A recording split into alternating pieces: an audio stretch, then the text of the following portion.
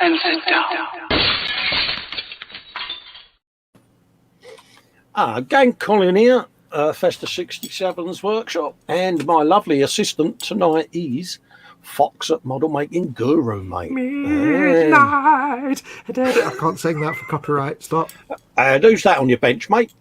That's my friend Guthorm, who I keep calling Otho because I've been reading the Slackworm comics. But yes, it's Guthorm, my lovely. Oh, he's got my eyesight of badness like the rest of us, then, is he? No, he thinks they make him look smart. They're his smarticles.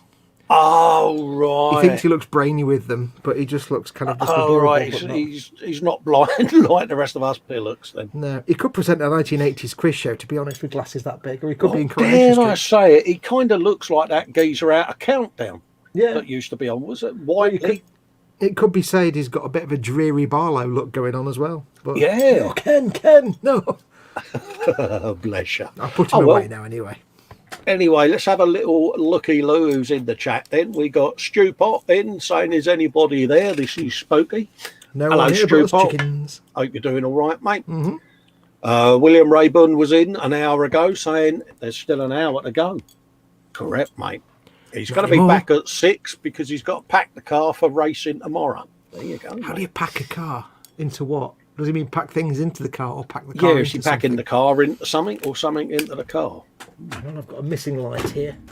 Stewpot says, yep, 1 hour. How are you doing, Cole? You could start early. I was tempted to, but I was in an hangout with Mike, Sue and Paul at the time, so yeah. Yeah, and then we can't go live too early at our part because we have to spend 20 minutes slagging everybody off that we're not allowed to do in public. So yeah, that would be an ecumenical matter. That would be an ecumenical matter. Scale Model Muse is saying, getting the dinner started, so she's on her cell. Hey all, hello Muse, you all right, love? Hello, Thanks for coming in. She's dishing out the virtual hugs as well. Lynn Dipple's in saying, wait, what? I can actually catch a live show. Hi the all. Yay! Hello, Welcome, Lynn. Glad you could join us, darling. Yep. We do the late shows, Lynn, just 100% purely just for you. Absolutely. Stewpot saying, are you, Lynn? Don't know if I can stay awake, but I will try. Happy days. Yeah, we're night hawks, Fox, ain't we? We're people that don't really get a lot of sleep. Yeah, I mean, I'm normally go to bed about 2 in the morning or 2:30. Anyway, so. I mean, I get up at 9, so I get like 5 minutes sleep, so I'm absolutely a broken wreck, but it's just the way I am. Yeah, we walk around with that sort of semi-stoned look about us, don't we, in the morning on a day that... Yeah, I'm completely stoned and I'm not paying for it. Yeah. Lynn saying, hi, Stewpot, love your man cave. Let's lots of Lego. Yes, Stewpot put a video up the other day of his man cave finally been finished. Man cave. Yeah, he says, thank you. He says he's about to try to do some modelling. For nearly 2 years, I have watched and been very frustrated as he's not had the room or scope to do any. But now he can, so watch this space. Look forward to seeing it, mate. Mm-hmm. It is an important thing to keep in mind, though, because some people, when they're doing this hobby, they've only got like a kitchen table or a little side table or something. And it can be quite frustrating when you've just got a little dinner tray and that or a lap tray. But the thing to keep in mind is, if you're working in a small, tiny space, just work on small, tiny things that you can like, minis or little Gunpla or some whatever you work on. Stick to small, tiny things until you can get somewhere bigger. Then you can feed the mojo. Well, my first go at videoing was on one of those lap trays with the cushion underneath it and a GoPro on my head. Yep. And it was about as much fun to film as it was to watch. So it never Everything's like this all the time, moving. Yeah, because every time I look round to pick something up, obviously the camera's zooming in on the pot. And of course, the downside is if you're using the microphone and the camera, if you trump while you're filming, it's like an inch from the camera. Yeah, there was lots of that, and I was like, yeah, I might need to approach this slightly differently. So yeah, that's when the man cave got set up. So yeah, we all started at that stage, building out of model boxes and then putting it all away just so you could have your dinner. When I got back into the hobby in 2013, after 20 years. This work table here that I've got that's like, I think about 6.5 foot by 3 foot that way. Yeah. Which is my entire workbench. I didn't have this. This was all synthesizers and recording equipment. Yeah. I had to depend on my computer desk, which is about that much space. Yeah. And had a computer on it and everything else. And I had literally a work mat about that big. Yeah. I mean, this room I'm in now used to be the utility room, hence the old picture that used to be up there at Tom Hardy, because the missus used to spend a lot of time in here with the washing machines alone with Tom Hardy. But yeah, that's how this room came about. And then when the kitchen was extended, it was a case of, well, there's a room, have it. Yeah. You know, because you're getting under my feet and driving me nuts. So you can put the washing machine somewhere else or find alternative. Yeah, so I moved in here. So yeah, happy days. She basically wanted to get you out of the way. Yeah, I was, especially when I got retired. I was proper on board, following her around everywhere, getting on her nerves like I do. So yeah, she basically, Which explains why which explains why whenever you need to get something, there's always this thing about spoke to the missus and I'm going to get this kit, and it's like she'll buy you anything you want if it keeps you out of her way. Yeah, pretty much. Yeah. Unlimited budget. There you go, done. Well, this is it, because it's one of those, isn't it? I mean, we all return to this hobby for one reason or another. But I mean, me and you are both sort of housebound, so for us, it stops us getting cabin fever, doesn't it? Yeah, I mean, I can play on the Xbox as much as you want, but I've got to age now where my thumb can't take 8 hours. Oh, absolutely. And I, you know, when I'm bored, it's like if I lose my mojo, my missus will be cooking, and I just go and stand next to her. And she's like, what? I'm like, what are you doing? Well, cooking. What do you think I'm doing, you pillock? She goes, oh, what are you making? And she's like, you lost your mojo, haven't you? And I go, yeah. What do you need? I said, nothing. I just wanted to see what... And I do, and she'll go off and do something. Where are you going? And if I trundle following like an obedient child, you know. But it's a good tactic, though, because eventually she'll just bollock you, and then you'll go back and do your work. Normally she goes... There's a cup of tea, there's something to eat, F off out my way, and yeah. But it's just, she delivers the swift kick up the arse that you need to get back into it. Oh, yeah, she's brilliant at that, Fox. She really is, because obviously she knows, like I say, it's difficult for her. She's on the outside looking in, but she knows the issues you have. But also, if I'm a bit, what's the word, violins mode, feeling sorry for myself. Tiny violin moment. Yeah, she kind of goes... whoosh, with a wet mitten, go and make something. But I've got nothing. I want to build. Sympathy. Says, I'll give how you big's sympathy. Your stash? Smack. And she walks in there and she goes, build that. And I'm like, build it. She goes, but you know that look that you get over the glasses. Oh yeah, the look that men can't do, but they can receive quite readily. Yeah, and I'll go, I'll tell you what then, love. Been that you've said it so nicely. How about I'll build that then? Yeah. But it's what I need, mate. She's good at that. Yeah, it's anyway, that kind I'm rambling. Sorry, yes, go on. Oh no! So anyway, I'm just rambling. But yeah, the kind of look that just makes you go, right, you are, dear, and then you just do whatever you're told. Oh, absolutely, mate. She goes, I know I'm right. You know I'm right, don't you? And I go, do you think I'm going to argue with you? Just beat you up. Cool. I feel the frost on the inside of the door frame. You know what I mean? It's like, oh yeah, speech bubbles with icicles. Yeah, Stu, I do use StreamYard, mate. I've also got Slobs and OBS Studio as well, mate. Depends on what you're trying to do. As Fox would say, if you want to do solo streaming, then obviously Slobs all the way, mate. But if you're doing what we're doing, multiple people, then yeah. Yeah, you don't need StreamYard at all if you're just doing yourself. There's no point. No, StreamYard is just a way to have more than one person on the stream at the same time. So. Absolutely. And for the E-Model show, we run Streamlabs or OBS Studio, don't we, into StreamYard that way. But yeah, it depends on what you're trying to do, Stu Pop, mate. Yeah. PM me, mate, and we'll go through it sometime. He says he was looking at it as it seems easy to use, especially with multicams. Yeah, multicams is okay if you're using them individually, but if you're doing like 4 camera shots in one window, it can get too busy for the viewer. So bear that in mind. I did it when I first started. I used to have left cam, right cam, down cam, face cam, and it was like, yeah. I mean, my golden rule. I mean, I don't do multicam because I've only got the same camera 3 times, and I can't, without messing around, I can't use the same camera. It's the same make and model more than once, so I just can't be bothered fiddling with it. But to me, if I'm watching a stream, if I'm watching a stream of somebody painting something, for example, I want to see them painting it. Yes. I don't need to see them from the side of their head. I don't need to see them from behind, leaning over the workbench. No. It might be useful to see like the main screen of them painting something and the little picture of them, maybe of their wet palette, so you can see the mix in the colours. Yeah, that's what I do with me figure painting. I have down camera on the wet palette so people see how you're mixing it. Yeah, but if you're just and he's disappeared. I've just let him know. Bless. Gone. And he's back. There he is. There we go. Again. Great, fantastic. Thank you very much. Your phone will ping. That's only me saying you've gone. Oh yeah, don't worry. If I do fall out again, just give it like a minute or something. I'll usually figure it out because I'll see out the corner of my eye or I'll hear you stop talking. So yeah, if you're streaming by yourself, most people, they'll want to see what you're doing. They don't really care for what you're physically, they don't need to see the side of your head or the back of your head. It's no interest. It's just real estate on your screen that you're wasting by showing someone on the side of your head. It's no interest. They just want to see you painting or building or whatever you do. If it's this kind of stream.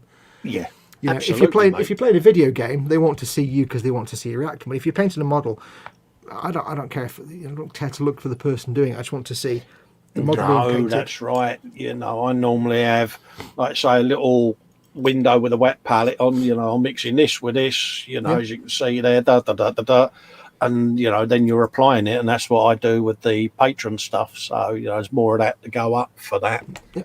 I mean, it might be that you start a stream looking at the camera and then switch to a desktop camera, and then at the end you switch back again. But you don't need to see the. That's what I tend to do on these. I'll go to me side cam just here for an across the bench, or if people prefer, I'll do a drop down. It's whatever people fancy seeing. It's just a waste of screen real estate. Of course, it is, mate. Screen of somebody, and what gets me is when you see somebody doing that and they've got their like picture in picture, and the one of them talking to camera is nice high quality, but when they cut to the bench it's a low quality stream, and it's like that's the wrong absolutely mate. Yes. I've got quite a few people popping in and saying hello. Lynn was asking what's OBS. It's is it online broadcasting software? Open broadcasting software is OBS. That's is it. Yeah, and you get slobs variants as well. Grant's in over at 5760. Hope everyone's all right. He says, hello, Grant. Congratulations on passing your railway driver test. You do proper poop noises as you go in the stations, mate. Time flies by when you're the driver of a train, standing on the footplate there and back again. Absolutely. I won't sing it because of copyright. Because I would do proper either the engine stuff, wouldn't you? As you're pulling out, I'll be going, yeah, that's it. Yeah. Oh, I've got Die Station's voice in my head now, and it's so plummy and throaty. Yeah, Die Station, yeah. Die Station. Oh, I don't know about that now. Because you're loving it from India. That's the most inaccurate Die Station. But it's better than my variant because let's not broadcast mine. Raging Modeller's in saying evening dudes. Hello, Raging. How you doing? Gemma Williams is in. Hello, my darling. How come Gemma watches and Chris doesn't? Because is he gone to bed? I think Chris has just been unsociable, Fox. He's just been a grump, isn't he? Yeah, he's just been a mizog, isn't he? Richard Pezzle's in saying hi, Colin, and everyone else. Hello, Richard. I hope you're doing all right. Welcome. Muse is waving at all the new arrivals. Well done, Muse. Thank you very much. That's Fox saying happy days and evening all to everyone. Mm-hmm. Gemma just very quickly later on, Gemma gives an update on a tooth from last week. She says a tooth is good now. Dentist did a filling and worked his magic. Oh, really? So nice to know. See, that's my pet fear, dentists. I am an absolute nightmare to get in there, mate. Yep. And I've got to go in to have these two, three teeth out up here. Oh, you know what? Do you know what? After going in like last summer and having a couple of teeth out, I had the first tooth out, and I hadn't had a tooth out before ever, so I was a little nervous. Did the first one, but a couple of weeks later when the second tooth gave me grief, I thought to myself, this one's giving me grief, I'll have it taken out. Can you take it out? Thanks. Done. Because I realised that having it out is like the least hassle option. Yeah. It's a bit of a head wiggle and then you're done. Yeah. That's it. I mean, I've got them three to come out and one down the bottom, so I'll have a plate made up just to give some pearlies in there because, I mean, I have the one at the back on the right and the one at the back, up and below, the two real back molars that go against the wisdom teeth. Yeah. So she took the top and bottom one out, which doesn't require anything to replace because you can't see it and it doesn't really make any difference.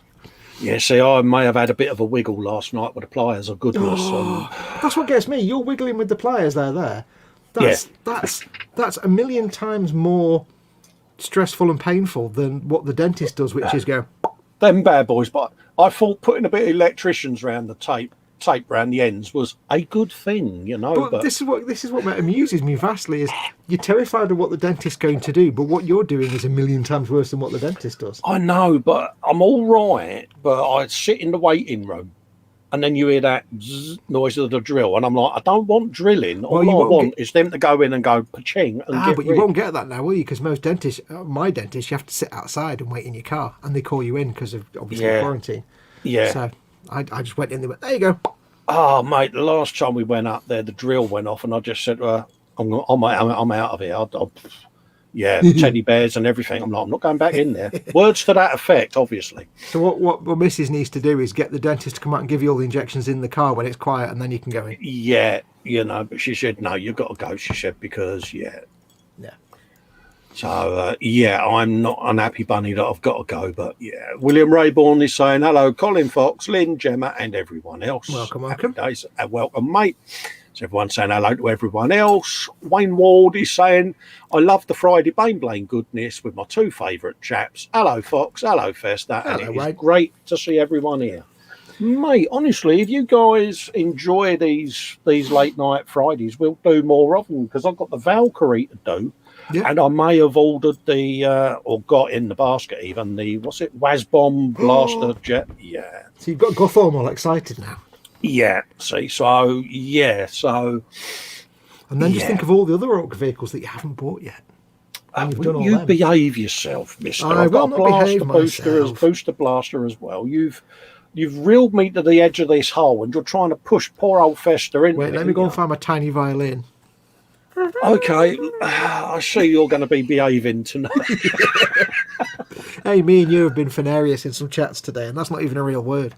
I don't know what it is, but I've had the mischiefs all day. Yeah, same here. And her indoors said it, earlier on. I was winding her up, because she fell asleep on the settee, so I thought it'd be a good idea to stack loads of things up and around her head so that when she woke up, she got surrounded by... Because I'm 12 and a half. Because you just don't... you're terrified of the dentist, but you'll happily take any consequences of riling up your missus. Absolutely. So she's that's like the wrong way. That's like saying, I don't mind volcanoes, but I'm scared of flowers. Oh, yeah. She's got these little miniatures, a bit like the Games World miniatures, but they're like the old worldy alchemy stuff. Yeah. And I had managed, because where she sleeps so deep, I'd managed to sort of separate the toes and put a few of them in there as well, and she was done up like a kipper, so yeah.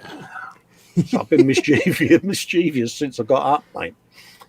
You were being hard work, weren't you? Yes. I was being hard work, yeah. She said a few words to me and I came into the man cave and started an hang out with Dad. That's your safe place. Yeah, because she was speed dusting by then and I'm like, I've outstayed my welcome now. Oh, there you go, I'm off. Yeah, Stewpot saying that Wayne's hope is keeping well and we're all looking forward to this. Seems to be getting very popular. Well, we'll have to do more of these then, Fox, won't we? We'll just I think we will. A Warhammer Friday thing, can't we? Where we can do all kinds of goodness. So. Well, the beauty for me is because I'm kind of a one-trick pony that if I do a stream during a day, I really don't have the energy left in me to do anything else. So if I do, say, the Fallout Friday stream on a Friday afternoon, I haven't really got the energy to do any more filming or anything in the evening. Yeah. But then I'm doing stream on Friday, Saturday, Sunday. So yeah, and it also gets you at the bench, doesn't it? Gives you a bit of build times and stuff. But the thing is, I wouldn't normally do any filming, so I have no problem at all doing like this because I'm already set up from the stream in the afternoon. So exactly. And I mean, I'm just hacking my Baneblade to pieces at the moment, and look. Sword of Goodness has been out, and mate, so I'm proper destroying it, but it will go back together. Now, just out of excitement, look. Oh yeah, you're going to be getting trouser tentage, mate, when you see all the gubbins that's going to go on this thing. Show me your gubbins. Yeah. What have we got there? We got hello to Ice Queen in the chat. Hello, Plastic Monkeys in the chat. Hello, mate. Welcome. Jamie Bone is in saying hello, everyone. Hey, Jamie. Jamie, how you doing, mate? Yeah, don't often see Jamie on the late streams. Welcome. Absolutely. Gold, that jumped up. I think Dad's in there somewhere as well, saying hello to Gemma. Sarah Jane's in. Hello, Sarah Jane. Have I missed something here? What am I missing here? No, she was picking on me in Ted's chat, bullying me. Was she now? No, we was having a bit of banter in Ted's chat. I think that would be perfectly acceptable. Because Ted was asking what winds people up, and I said people that take a photograph of a beer and put it on Facebook because I know what a beer looks like. So Sarah turned around and said, well, that's a bit like people putting a picture of Baneblade up, isn't it? Yeah, all right then. Point taken. So the banter started then. And yeah, I said, well, I'll kill the idea of hashtag Baneblade for Sarah Jane then, and just spam you with Baneblade pictures every day then in your profile. So yeah, I think no bounds. Yeah, I think she pretty much told me to behave myself or else, so I did. Yeah. Raging Modeler says, dentists are to Colin what planes are to Mr. T. They are my nemesis, mate. I must admit, I'll fly, I'll do anything and everything else, but the dentist is like, ooh, you know. See, I'm lucky with my dentist because she's not my dentist. It's the one I managed to find this summer that would let me go in because I'm not a member. If I was of a nervous disposition, I would have run out the room because she's a lovely lady, but she's got the loudest, strongest, most explosive Irish accent. Yeah. It's like she's got a built-in loud hailer, so that she's not relaxing in any way. She's a lovely lady, but she's not relaxing in any way, shape, or form. I mean, my dentist is a lovely lady. She's a little Asian lady, and she's like this tiny little petite woman, and I amble in there as my normal door framing filling carcass. And she looks at me and she goes, are you all right? And I go, I'm absolutely petrified, love. And she went, really? I said, I can't. It's just a barrier I've got. I said, you know. I said, my GP, before I switched GPs, she was like 2.5 foot tall and looked like a little chibi animal with massive damn great eyes. And she was the scariest woman I've ever known in my life. She was the scariest human being I've ever met. She was terrifying. Yeah. You'd be like, how are you feeling? Well, I'm feeling right. Well, shut up. Okay. Yeah. I mean, Richard, who does my spine surgeries and who's doing my next one that's coming up, he's like, mate, he said, I love you as a patient. He said, because I'll tell you exactly what I'm going to do. You let me get on. You do as you're told and everything. He said, mint. I said, yeah, but if you was a dentist, I'd be your worst ever patient. The other thing he said is, yeah, but don't tell me wife. Yeah. You know what I mean? She'll want the same. Yeah. Joseph Kelly's in saying hello. Hello, Joseph. Also, big hugs to Dad, by the way. Yeah, big hugs to Dad. Big hugs to Dad even. If you want the link to do chat, Dolly and Dad, let me know and I'll ping you it. Sergeant Bones is in saying hello. Hello, Sarge. How are you, mate? What else have we got going? That's everyone talking to everyone else. Bob the Fish is in saying hello. Hello, Bob. All right, mate. Bob the Fish. Bob the Fish. I like that. So I'm going to switch cameras so I can actually do something. So I've got the chat on me. We do have a question from Adam. Oh, do we? He says, is it just me, or when you get an idea or a thing you want to do for a model and have absolutely sod all clue how to do it, is it just me, or do you get really miffed? Yeah, I tend to get really miffed, mate. Yeah, I'm incredibly lazy, so I think, I want to do this. I don't know how to do that. Screw it, I'll just do something I know how to do. So what should I do? Should I do a side cam and zoom in? Let's have a look. See how I can zoom in on the camera of goodness over there. Don't know, what's your other cam? I've got a direct down cam as well. Which one gives us the best Baneblade for our money? Oh, I don't know, mate. It'd probably be the down cam. That looks all right. You got that sort of angle. That'll be all right. He says, that'll be all right. Was that your Fox or Cockney accent coming out again? That was my Cockney accent, yeah. What? I can do it's uncanny, mate. It's like you were born there. I can just taste the smell of Bow Bells. Yeah, let's turn the autofocus off and all. Filch. Autofocus, diddly-did-diddy. Whatever camera you prefer, dude. So I've got to be close in for mine because I'm making tiny things right now. What do you reckon, folks? Is that all right? If not, I can give you a down cam. You let your audience decide. Baneblade. Actually, I'll zoom out a little bit. I'm going to be doing dudes' heads and arms and things. So. Oh, are ya? Oh, happy days. Got all these dudes zoom and out a little bit. Yeah, there you go. That's a bit better. Oh. I may have chopped quite a bit off of that one. Oh, look at that. Oh, that's lovely.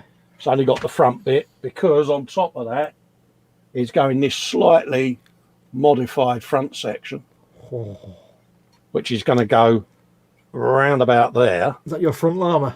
Yeah, so then you're going to have turret on top.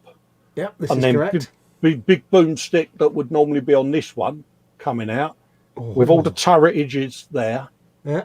gunnage there, and 6 sponsons. Oh, 6 sponsons.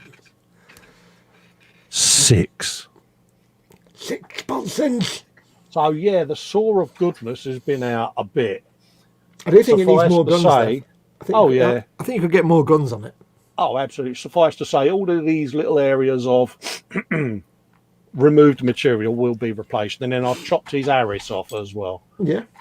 so that I can raise that up. Because obviously where this is now, instead of being there, it's up there somewhere. I'm going to have that bit and then fill the gap at the bottom with some spare platage. Yeah, well, don't forget, it's an Orc vehicle, so all your bits of platage can be things like corrugated steel and bits of spare metal mate, they found lying honestly, around. you want to see the gubbins that's going to go on this bad boy. Like, if you're putting spare armour on it, just put it on with, like, bits of barbed wire. And Yeah, you've got all of that lot to go on there, all of them turretages of goodness and gunnage. And so all I'm doing at the moment is I'm just going to be building everything. yeah, And then don't worry right. about neat and tidy. Orcs don't do neat and tidy. Oh, no. It's going to add all kinds of... Because I've got me toothpaste tube... Pardon me. Toothpaste tube squeezer of goodness. That's going to come out and have some stuff to corrugate up. So, yeah. Corrugated So that's stuff. That's I hope, what I hope you've got a shed. Are we doing swearing on your... It's your stream. I don't like to swear if it's not my stream. the odd one gets out. It gets out as long as no one's I was going to offended. say, But I'll keep it clear. I was going to say, if you've got like a shed load of... I hope you've got a shed load of rusty powders. yes. Good, because you'll need all of them. Oh, yeah. And I shall be picking your brains for the Bad Moons paints that I may require for the buildage and paintage. So, but we're away from painting at the moment. So you might want to revert your gaze in a second, though, because the saw is going to be chopping apart bits of Baneblade. That'd be like you at the dentist. That'd be... Viewers of a nervous disposition. Doesn't bother me because I might find it need to quite look exciting, away. to be perfectly honest. But, you know, yeah, because... I only find it quite exciting because I didn't have to pay for it. Oh, no, wait a minute. Yeah, it's been done respectfully at the end of the day. I thoroughly appreciate the gift. Don't do it respectfully at all. It's Orc. But it was, we can't wait to see what you do with it. And yeah, those was the mistaken words you all uttered. Oh, yeah. So yeah, I'm using me little photo etch sword that's got loads of bends in it, because it's been well abused, and I'm just going to be chopping bits off. Ted's saying in the chat he expects lights and sound effects. Absolutely. Hey, Ted. There is going to be full stepper motor turrets. Whilst Ted's in, you might want to build up for tentage again, Fox, because you know what's coming. Go on. It's those little stepper motors that I showed you last time. Oh, yeah. Ted hasn't seen them yet. I'm going to update my chat because my chat's fallen over. I may fall out at any moment, just so you know. Yeah. There you go, Ted. Tiny ickle stepper motor of goodness that's going to turn all the turrets into sponsons, mate. Oh, they're cute. They're so adorable. They're so cute. Yeah, You can go full screen if you want to. Yeah, I was just being too lazy to... Yeah, I just couldn't be asked. Yeah, it was one of those... Yeah, there's a button there that lets me go full screen. Click it, Cole. Spanner. See, Ted? Look, ickle tiny motor. It's going to go in there. Oh! Yeah. Oh! And it's going to... Yeah. Ted's like, God damn it. Yeah. And it is the cutest of cute, isn't it? You got to admit. Adorbs. I have no knowledge of electrical things, so I just assume that's impressive. Yeah. So, so we've got all of that to go on. So, There's going to be lights, and someone in Ted's chat, I think it was Graham McMillan, said to me about putting indicators on the Baneblade. Yes, your request has been noted. And yes, there are lights on the back. Yeah. In answer to your question, and there'll be functioning indicators that'll do left, right, and hazard lights. Oh, because we can. I did the same circuit on my London bus, so it's pretty much that. Let's come off. I don't know if a Baneblade would need hazard lights because there's nothing going to stop a Baneblade. Yeah, but it's orcs, isn't it? And they just like being orky, don't they, and doing stuff that orcs do. It needs like about 8 spotlights on it. 8? Only 8? Yeah. Okay. Yeah, I can do that. I don't know if you know it's the thing, but you can get, I don't know if they still do it from Forge World, but Tony Helgen35 gave me some of his. It's Forge World, and it's photo etch barbed wire. And it's just like, and all you do, you get a big string of it that goes like this, back and forth. You can just snip a bit out and you can roll it round and wrap it around a pencil. It might be worth you finding because you can make your own, or you could just, if not from Forge World, there'll be places that sell just like brass photo etch barbed wire. It's just flat and you wrap it around a pencil, or you. Definitely sounds like a thing then. Yeah, it cost you like 5 pence probably. Try not knocking your camera, you spoon. Don't knock your camera, you spoon. Yeah, it's just I thought I'd move my microphone into a more accessible place. Oh, hello, morning. Oh, burpage. That was good fox bark. Despite the pretend chili that I made tonight, all I can taste is last night's pizza when I burped. There you go. You can recover now, Fox. I don't mind. I don't mind you cutting it around because it's fun. Yeah, because I'm going to be using this as well, so that's going to have a bit of work. I can sense the potential for your future orculations of that kit. So, I love your use of the English language, mate. Look at my misuse. Yeah. No, I'm the one who misuses the English language. Right, there goes me nose straight away. Yeah, watch my pronunciations on a Monday, mate. If you want to see the English language destroyed. Oh, pronunciations. Every time you say that, I cringe.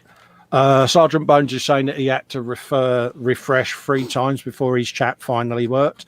Yeah, the chat on YouTube at the moment, folks, is problematic. Most of us that are hosting live streams are having the same issues where the chat either freezes or whatever. Someone did narrow it down that if you try to unpin the message or hide the pinned message that may be at the top of chats, that has something to do with it. But yeah, it's probably the fact that YouTube introduced a feature that broke everything else, which is YouTube are YouTube at the end of the day. They do these things just to annoy us. We do these things because we don't want to. Yeah. Because you don't want us to. Yeah. We want to make your job as a channel even harder. Have you seen all the furore that's on Twitter at the minute? No. Twitter have said they're going to bring in paid tweets. Oh, like a premium, you mean? Yeah, so basically like a paywall, so people can say, if you want to see all my tweets, pay so much, almost like a Patreon exclusive type thing. Oh, right, yeah. So people, if they want to, can make tweets behind a paywall.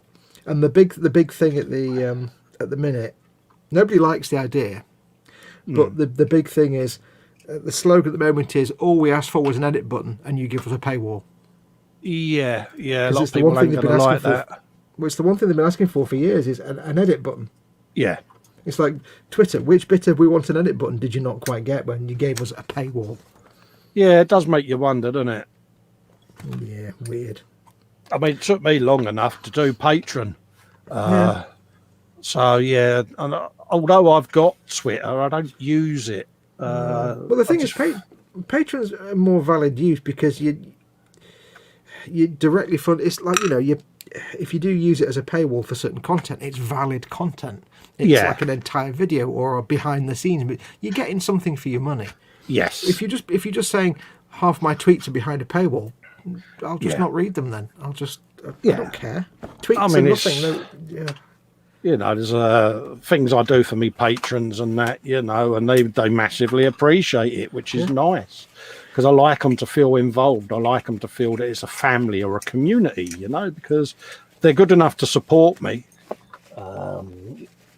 So yeah, if they're good enough to help support the channel because they know me circumstances. Yeah. So the least I can do is go that little extra mile with them, and Give them because some I have the content. time, because I don't work now. It's nice to give them something back, but they get their exclusive content. They get their off-air hangouts with me. They get to know you and feel a part of something. So, well, that's the thing. That's what I'm saying. At least with things like Patreon and memberships and members-only content's been a thing since the beginning of time. yes, But just blocking off tweets, apart from mindless chavs who will pay for anything for some brain-dead celebrity promoting their own, inflatable lips or whatever the hell they're promoting. Brain-dead vapid moron. There'll always be people that will do that. But I'll pay for that. Yes. But they're morons. I'm not going to pay to see someone's. Who cares about tweets? Tweets are irrelevant. It's like saying I'm going to hide half my Facebook posts. Brilliant. yes. I don't care. I mean, there are posts and filming that I've been doing that is solely going to be for the Patreon channel. Because again, you're giving the patrons something unique, and But that's different. That's content paywall. That's different. It's just absolutely, content. But that's what I like about Patreon. It took me a while to be convinced because I just felt awkward about it because, as you know, I am so British. But it's now I've gotten used to it. It's just a good meaning. No, you've gotten used to it. You're completely mercenary. And of course, if you are interested, you can support me on Patreon. Do you like the way I started that whole conversation purely to get you talking about Patreon? It's good, isn't it? Because it's Fox basically, and rightly so. It's my own weakness. I do not pimp myself enough, and patrons and supporters of my channel and members of my channel, because you can join my channel now, have all said the same, that I need to pimp myself more, and I have actually started posting photos of me work in my own group. Wow. Shock horror. Steady, Neris. I know. Who'd have thought it, eh? Who'd have thunk it? But did you like the segue I got in there about joining my channel, mate? I did. That was almost as clever as me completely setting you up to talk about Patreon. I know. I'm most impressed. I know. But Most it's there. It's optional if you'd like to help and support me so that I can bring content. It helps pay towards, obviously, StreamYard, which this stream is getting streamed on. It also helps me get materials, etc., to build the kits. And it helps me give you content. I've just on a complete 360 handbrake turn. I've just found an amusing slight misprinting in this instruction sheet. It says, I don't know if you'll see it. It says, to make the backpack, you need part number 55. Yeah. Part number 53 times 10, because there's 10 of them on the sprue. But it looks like it's saying, please give this one Space Marine 10 backpacks. And I'm like, Colin would do that. Yeah. Colin would stick 100 backpacks on it. Lynn saying to Frankie, don't unpin the Festa 67's banner, see whether that helps. Yeah. Sometimes it's the unpinning of the message at the top. I can remove that if need be. Yeah. I mean, it's basically saying that. Yeah, it's basically saying people can join the channel if they need to. Yeah. I've just unpinned it this end. Can you let me know in the chat whether that improves how your chat's running? Because if that's a thing, then obviously we can report that to YouTube and say to them, look, you do realise this feature is junking the chats on a lot of our live streams. Sort it out. Reporting an issue to YouTube. Good luck with that. I know. Did you notice how I actually thought that would be a thing that they would take notice of? It's so endearing. It's adorable. It's such an adorable thing. So that's that now divided into sections, folks, that I'm going to use in various bits on the kit. Use your bits. I know. I'm looking at all the little bits I'm cutting off for one single Space Marine. It's like, this is going to take a while, I think, to do all these dudes. Raging Modeler says to Sarah Jane, we will see when the new iMac is ordered after I'm back to work. Mac of goodness, is it, mate? Is that some kind of Windows desktop PC I'm not familiar with? Lynn's saying every time she unpinned the banner, her chat would crash. Yeah, just leave it up there, Lynn, if it's still visible. If you do an F5 refresh, Lynn, It'll now refresh YouTube because I've unpinned the message. Can you let me know in the chat whether that's resolved the problem? YouTubes. But yeah, it's just YouTube been a bit. Yeah, special. Yeah, special ones. Right, I've chopped enough up for a minute. Shall I actually build something? So yeah. Don't steady now. Don't get be careful now. I know, it's shocking, isn't it? 55. I'm still getting bits off the sprue for this one guy. Oh, I've got 10 of good. them to build. 54, 54, 54, 55. There we go. That's a bit of Baneblade of goodness up there. Let's put that over. This is making me sergeant, first of all. I've forgotten how many bits you have for Space Marine. It's not that they're hard to build, it's that it takes like half an hour to clean all the parts. Yeah. Well, we've got a bit of turret of goodness we can do, so we don't need that. Gentlemen, do your turrets. Yeah. Let's give him some crack grenades. Yeah, Edward saying that it junked it on your stream as well. Yes, maybe I won't put the little things up on the top anymore then. Yeah.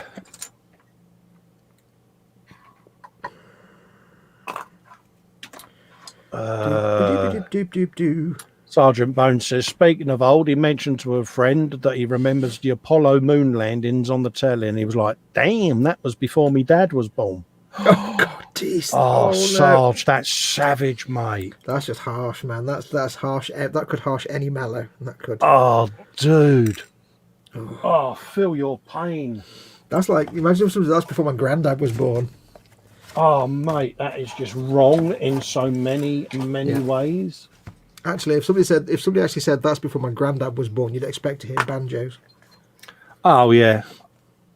Well, they did, yeah. Before I stopped work, one of the people says, you do realise you're the same age as my granddad? Ooh. I was like, really? I said, that's really not made me feel old at all. Can't remember what we was on about. Well, it makes you feel old. It makes them look like really kind of inbred. Yeah, it's like, yeah. I'm like, well, yeah, I'm 54, mate. So, yeah, I suppose I am. Your parents must have been like 15 when they had you, and then... what's my mum now? My mum's 80 now, so... No, I mean, that's what you say to them, is like, if they're... Oh, yeah. It means that their parents were like 12 or something. Yeah. Yeah, Uncle Seth. Yeah. Are you two sisters? No, it's me mum. Oh. Stewpot saying, I will be honest, most people are complaining about the chat skipping, but he's not had an issue at all.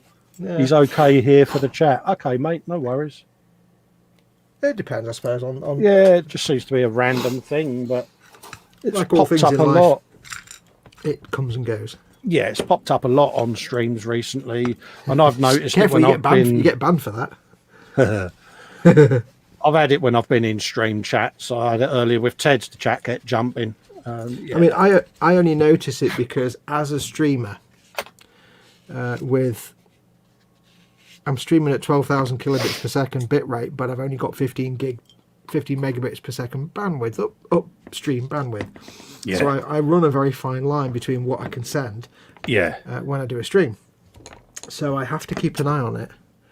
And one thing I notice every now and then, because I'm sending 12 megabits per second video feed out.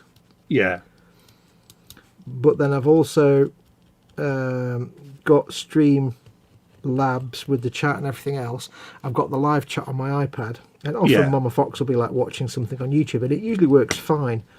But the one thing I've noticed is if it starts to get to the point where I've saturated my broadband up and down, the first thing that will go, because the router will try and pare things down to say, I can't deal with all this incoming and outgoing at the same time, I need to drop something. The first thing it often does is drop the live chat on my iPad. Oh, right, yeah. Because it's the lowest bandwidth use, and it knows that the video stream has a priority, so it gives priority to those. So whenever I see my chat fall over, it starts to make me wonder or slightly worry that my chat itself is about to fall, my stream itself is about to fall over. Oh, right, yeah. It doesn't always mean that, but because it's often a good sign that I'm struggling, there's a bandwidth issue somewhere. Yeah. Mama Fox is downloading 4K definition hardcore racing again or something. Yeah, all the back issues of, I don't know, the one with Dick Van Dyke in the murder mystery thing or whatever. Don't even think about that. Ice Queen's off to bed. See you later, Sue. Hope you're feeling a lot better tomorrow, darling. Oh, she's not well.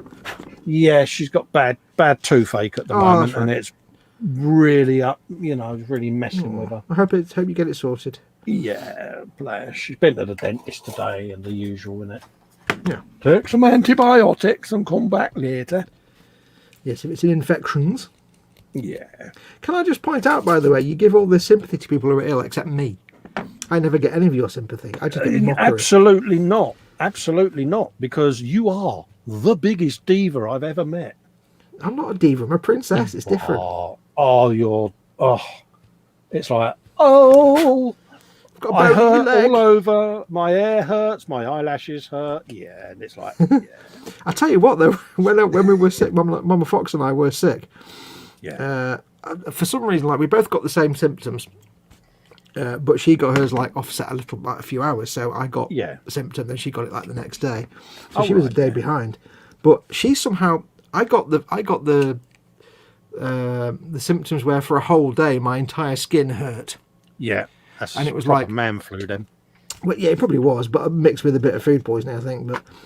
But the thing that got me was my eyebrows hurt, and I was like, "Oh, how is that?" Like if I touched my eyebrows, they were like, "Oh." It was like, well, how do my eyebrows hurt? What the flip is that? Yeah. Because I often get like the tingly, uncomfortable skin with everything else, the nausea and the cold sweats, but the eyebrows, what? It's very weird. I woke up one morning. And during the night, my ear had folded over and I had laid on it. And I woke up in the morning and I'm like, someone's amputated my ear. And all it had done is it had folded forward, but obviously I'd slept on it. Oh, yeah. Mate, the little whimpering noises I made as I folded it back. Oh, that is the worst. That is the worst. The worst things that can happen when you're asleep are that you sleep on your ear and you bend it and fold it because your ear really hurts. You can't explain. It's like, it's beyond pain.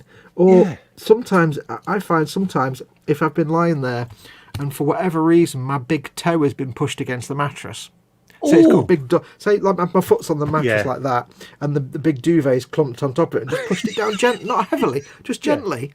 And maybe it's on a crease in the bed sheet, and you wake up in the morning and your big toe's like wow, wow, wow. Yeah, wow. It is. It's a big cartoon one, and it's wob wob wob. Yeah, and it's not like it's only been pressed very gently onto the sheet perhaps, and the sheet's got a bit of a crinkle in it. And it's like the most painful thing ever. Yeah, and I think to myself, and this is what I've said it before about the duality of the conscious and unconscious mind. It's like, come on, body, you would have registered this pain when I was asleep. You could have woken me up. Yeah, could have woken me up before it got to the point where I feel my ear has been removed surgically from my head. But it's these little things that make you realise that the unconscious human mind is a complete asshole. Yeah, definitely, and it's all designed to make us look bad. Yeah, I've got barrels to bore. Oh, barrels to bore. Oh, but it's a bolt pistol, which means it's tiny, tiny barrels. Oh, always challenging. This is going to be a very long... I think building these dudes is going to take me a long time. I've got a whole box with another 20 of them over there. Psycho Fish is saying, I'm watching you blokes planning my escape from Dad's aquarium. Oh, yes. Yes. Hang on, that's wrong, because if that was the real Psycho Fish, he would say it was his aquarium. Yeah. He wouldn't say it was Dad. He wouldn't acknowledge it was Dad's. Absolutely. Yeah. Psycho Fish. I like that. That is brilliant. What are you doing? Who, me? Yeah. No, the other people in the stream. Oh, I was going to say, yeah, I'll building the sponsor. Oh. I know. Oh. Now, don't forget, it's very easy to get it the wrong way around, like Ted found out. Yeah. So pay attention, 007. Oh, yes. Yes, it's... So jealous you're building a Baneblade and I'm not. Are you really? Are you proper gel? I am. Oh. Like, put it this way, when e-models eventually get some more Games Workshop stock in the coming months, the moment they get in Baneblade, I will drop everything, whatever I'm doing, and I'll do a Baneblade video for them. You got one, didn't you, that you got to paint? No, but I'll do a video for e-models. Oh. I'll do a Baneblade video for them. The moment they get them in stock, I'll have one, and I'll build it and paint it, and they'll get a video out of that. Oh, good, man. And you'll get a Baneblade build. Any excuse to build a Baneblade, mate. Oh, yeah. I just like the way that you've systematically lured me into this. You know, I put up a bit of resistance. I've done nothing. You But- know, all the things that you say with your mouth face. Mouth. Yeah, you'll deny it all until I one day start being nice to you when you're ill. Then it'll be, Yeah. now that you've done that, yes, by all means. Yeah, exactly. It doesn't matter. If I'm ill, I'll still take time out to sucker you into doing Warhammer or whatever it is I'm doing at the time. Yeah. This is what they do. It's like, yeah, let's do something different. I know. Let's all gang up on Festa and make him build stuff. Just imagine the number of people that are going to be absolutely terrified if I ever get into like wooden sailing boats. They're like, oh God, no. Yeah. Because they know what it means. They know what the consequences of such things are. Of all the things he had to go and build, yes. Because they know there's a trickle-down effect.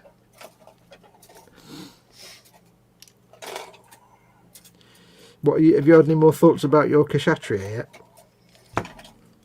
As in, What you're going to do with it when you're doing it?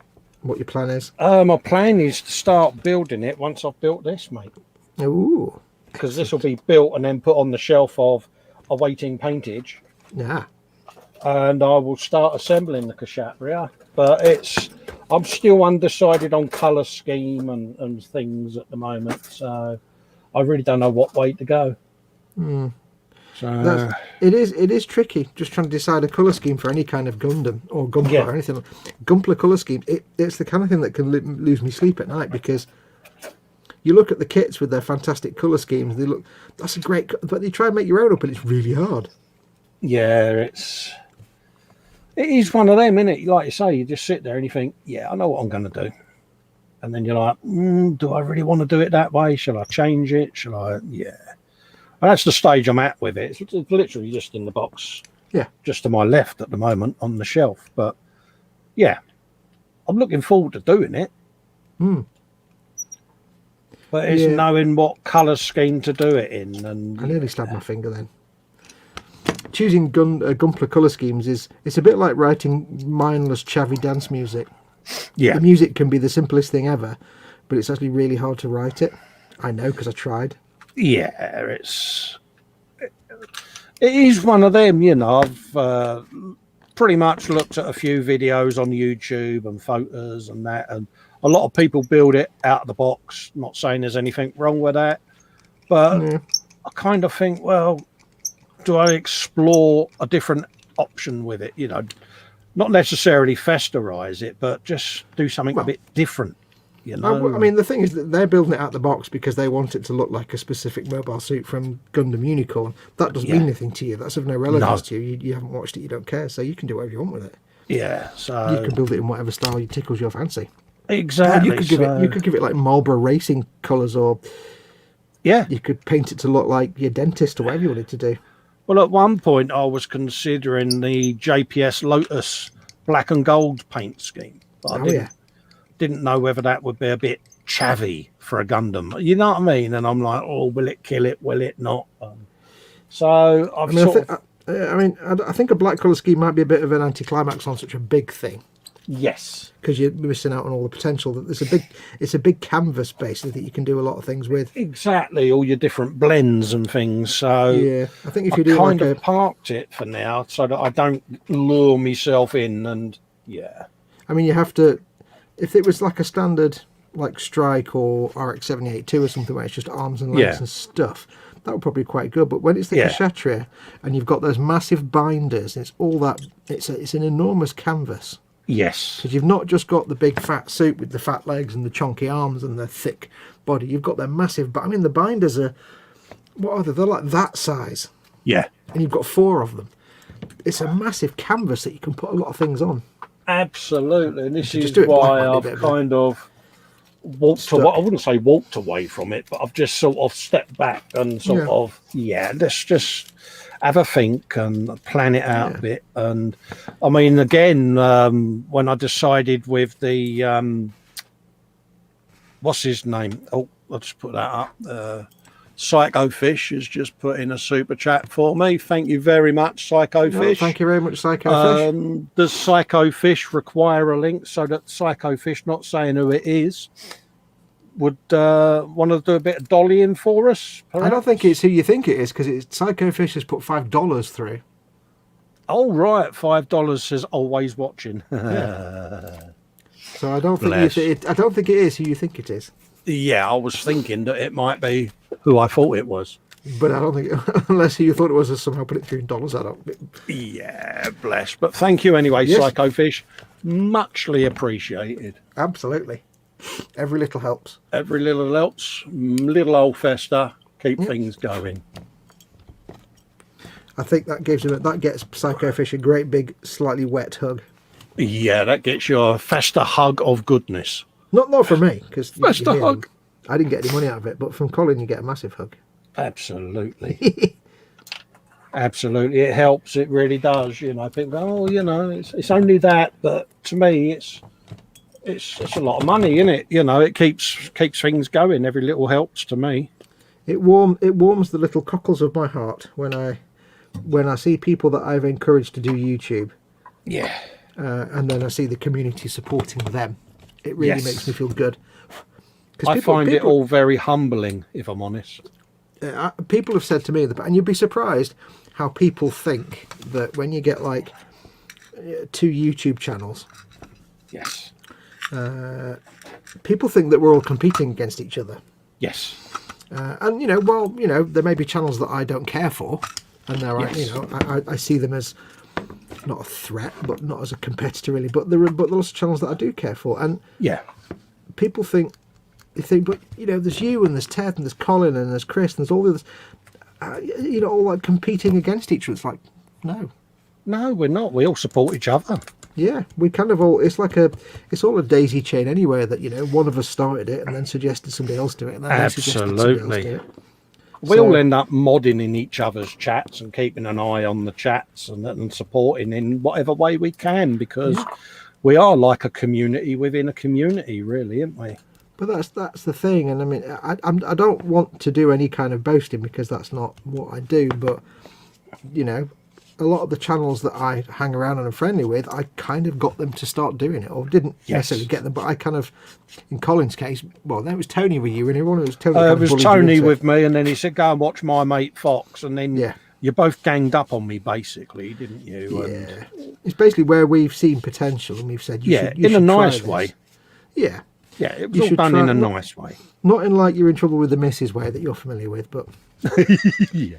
God, you know me so well, don't you? So for me, it's more a case of in certain cases, I've just suggested, in a lot of cases, it should have said, why don't you try doing YouTube? Here's some basic advice. There you go, off you go. And it's nice to see them then getting support from the community. Yeah. I'm not taking credit for anything. I'm just saying it's nice when the community. But it does mean so much because, like you say, we all put a lot of effort into what we do. Yeah, and it's telling me that when I've said to someone you should try doing YouTube, for example, you've got something about you, and now they're getting the community helping them out. It's saying to me, first of all, I was right, because that's the most important thing, that I was right. It's always the most important thing. But it also telling me that people are good and stuff. Well, yeah, Tony started on me when he saw the Boot Hill Express, the wood effect. Yeah. I'm going to show this to my mate. And whilst I do that, can you go and watch his channel? And then it was, my mate says, you should be doing a YouTube channel like I've been telling you to. Charlie says. And I'm like, yeah, I feel I know where this is going. But for me, you often have said to me in the nicest possible way, it's like with the e-models. You're not the new guy anymore. You've been doing it a year. Yeah. But it is still humbling. I mean, I first came across Tony when I was recovering from my first round of neck surgery. So I was in one of these metal halo things that they put around your head to stop you from moving it. And I was watching Tony whilst I was in there recovering from that. And then obviously, because I drove the missus to the point of extinction, she went and got me the Valentino Rossi bike because she had seen me watch that nutty bloke, I quote, on YouTube. And that's how it started. And that was it. And I still pinch myself because I find it surreal that 2 years later, I'm on the E-Models show. I'm building for E-Models like Tony was. Is it only 2 years? Yeah. It feels like about I've been doing this for like the last 10 years. No, my channel only went up 2017, I think it was, something like Wow.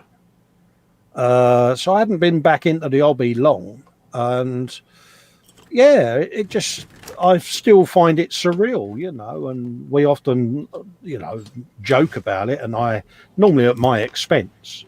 Always Because at your it's like, expense. well, you are part of the community now, mate. You're not Yeah. that outsider looking in. You are, there for a reason. But Yeah. anyone out there watching will understand this. You still pinch yourself Yeah. because it just feels so surreal, and I love it. But I couldn't do what I do without everyone in chat coming in and supporting us. Because, Exactly. if we was doing this stream now and no one was watching it, yeah, me and you would still be building. I know Yeah, that. we'd still be doing it. It can be disheartening, though. Yeah, but it's the interaction I get with the folks in the chat, the familiar faces, the Muses, the Sarah Janes, Raging Modeler, all these people that come in regularly to see little old us. I can't thank them enough. So I carry on doing it for them as well, because they're like your family. It's all getting very wishy-washy, isn't it? It's all getting a bit, yeah. But they know what we mean. Yeah. And to anyone out there, the likes of Stewpot, Lynn Dipple springs to mind, Muse, all of you out there that have got channels, keep at it. Keep the content coming, keep doing it, and you'll be fine. Yeah. The first time I ever did a live stream, do you know how many people I had in the chat? No idea, mate. 5. Really? Yeah. And out of them, only I think 2 people actually said anything. Well, it took me a long, long time to sort of get into the whole live streaming thing. And I'd been sort of asked about it. And I kept putting it off. And then when I did start doing them, I steadfastly refused to do face to cam. Mm-hmm. I said very little because I was really conscious of my accent. Yes, folks, I do have a slight accent. And yeah, but what you know now is that your accent is your asset. Yeah, but I didn't at the time, mate. Because nobody does. I mean, I think I sound like a dribbling idiot, and I look like a back end of a bus. But there you go.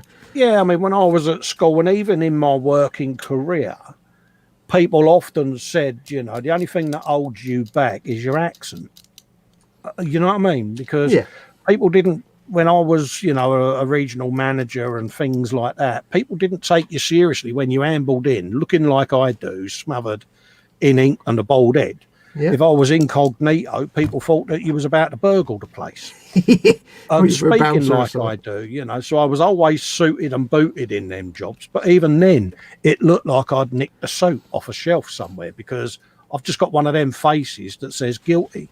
I love the idea of you standing at some conference at some podium and they're going, unaccustomed to public speaking as I am. Yeah, I used to do the PowerPoint presentations. I used to set up these distribution centres was my job. And I would go in, and I started as one of the techies and just worked my way up through the business. Yeah. Back then it was part of HMSO, but I can't go into any more detail than that. Yeah. I've signed the OSA. The Secrets Act, but I was involved heavily with parliamentarians. That's all I can say. Yep. So it was to do with that sort of thing. So you made sure they got their drugs on time.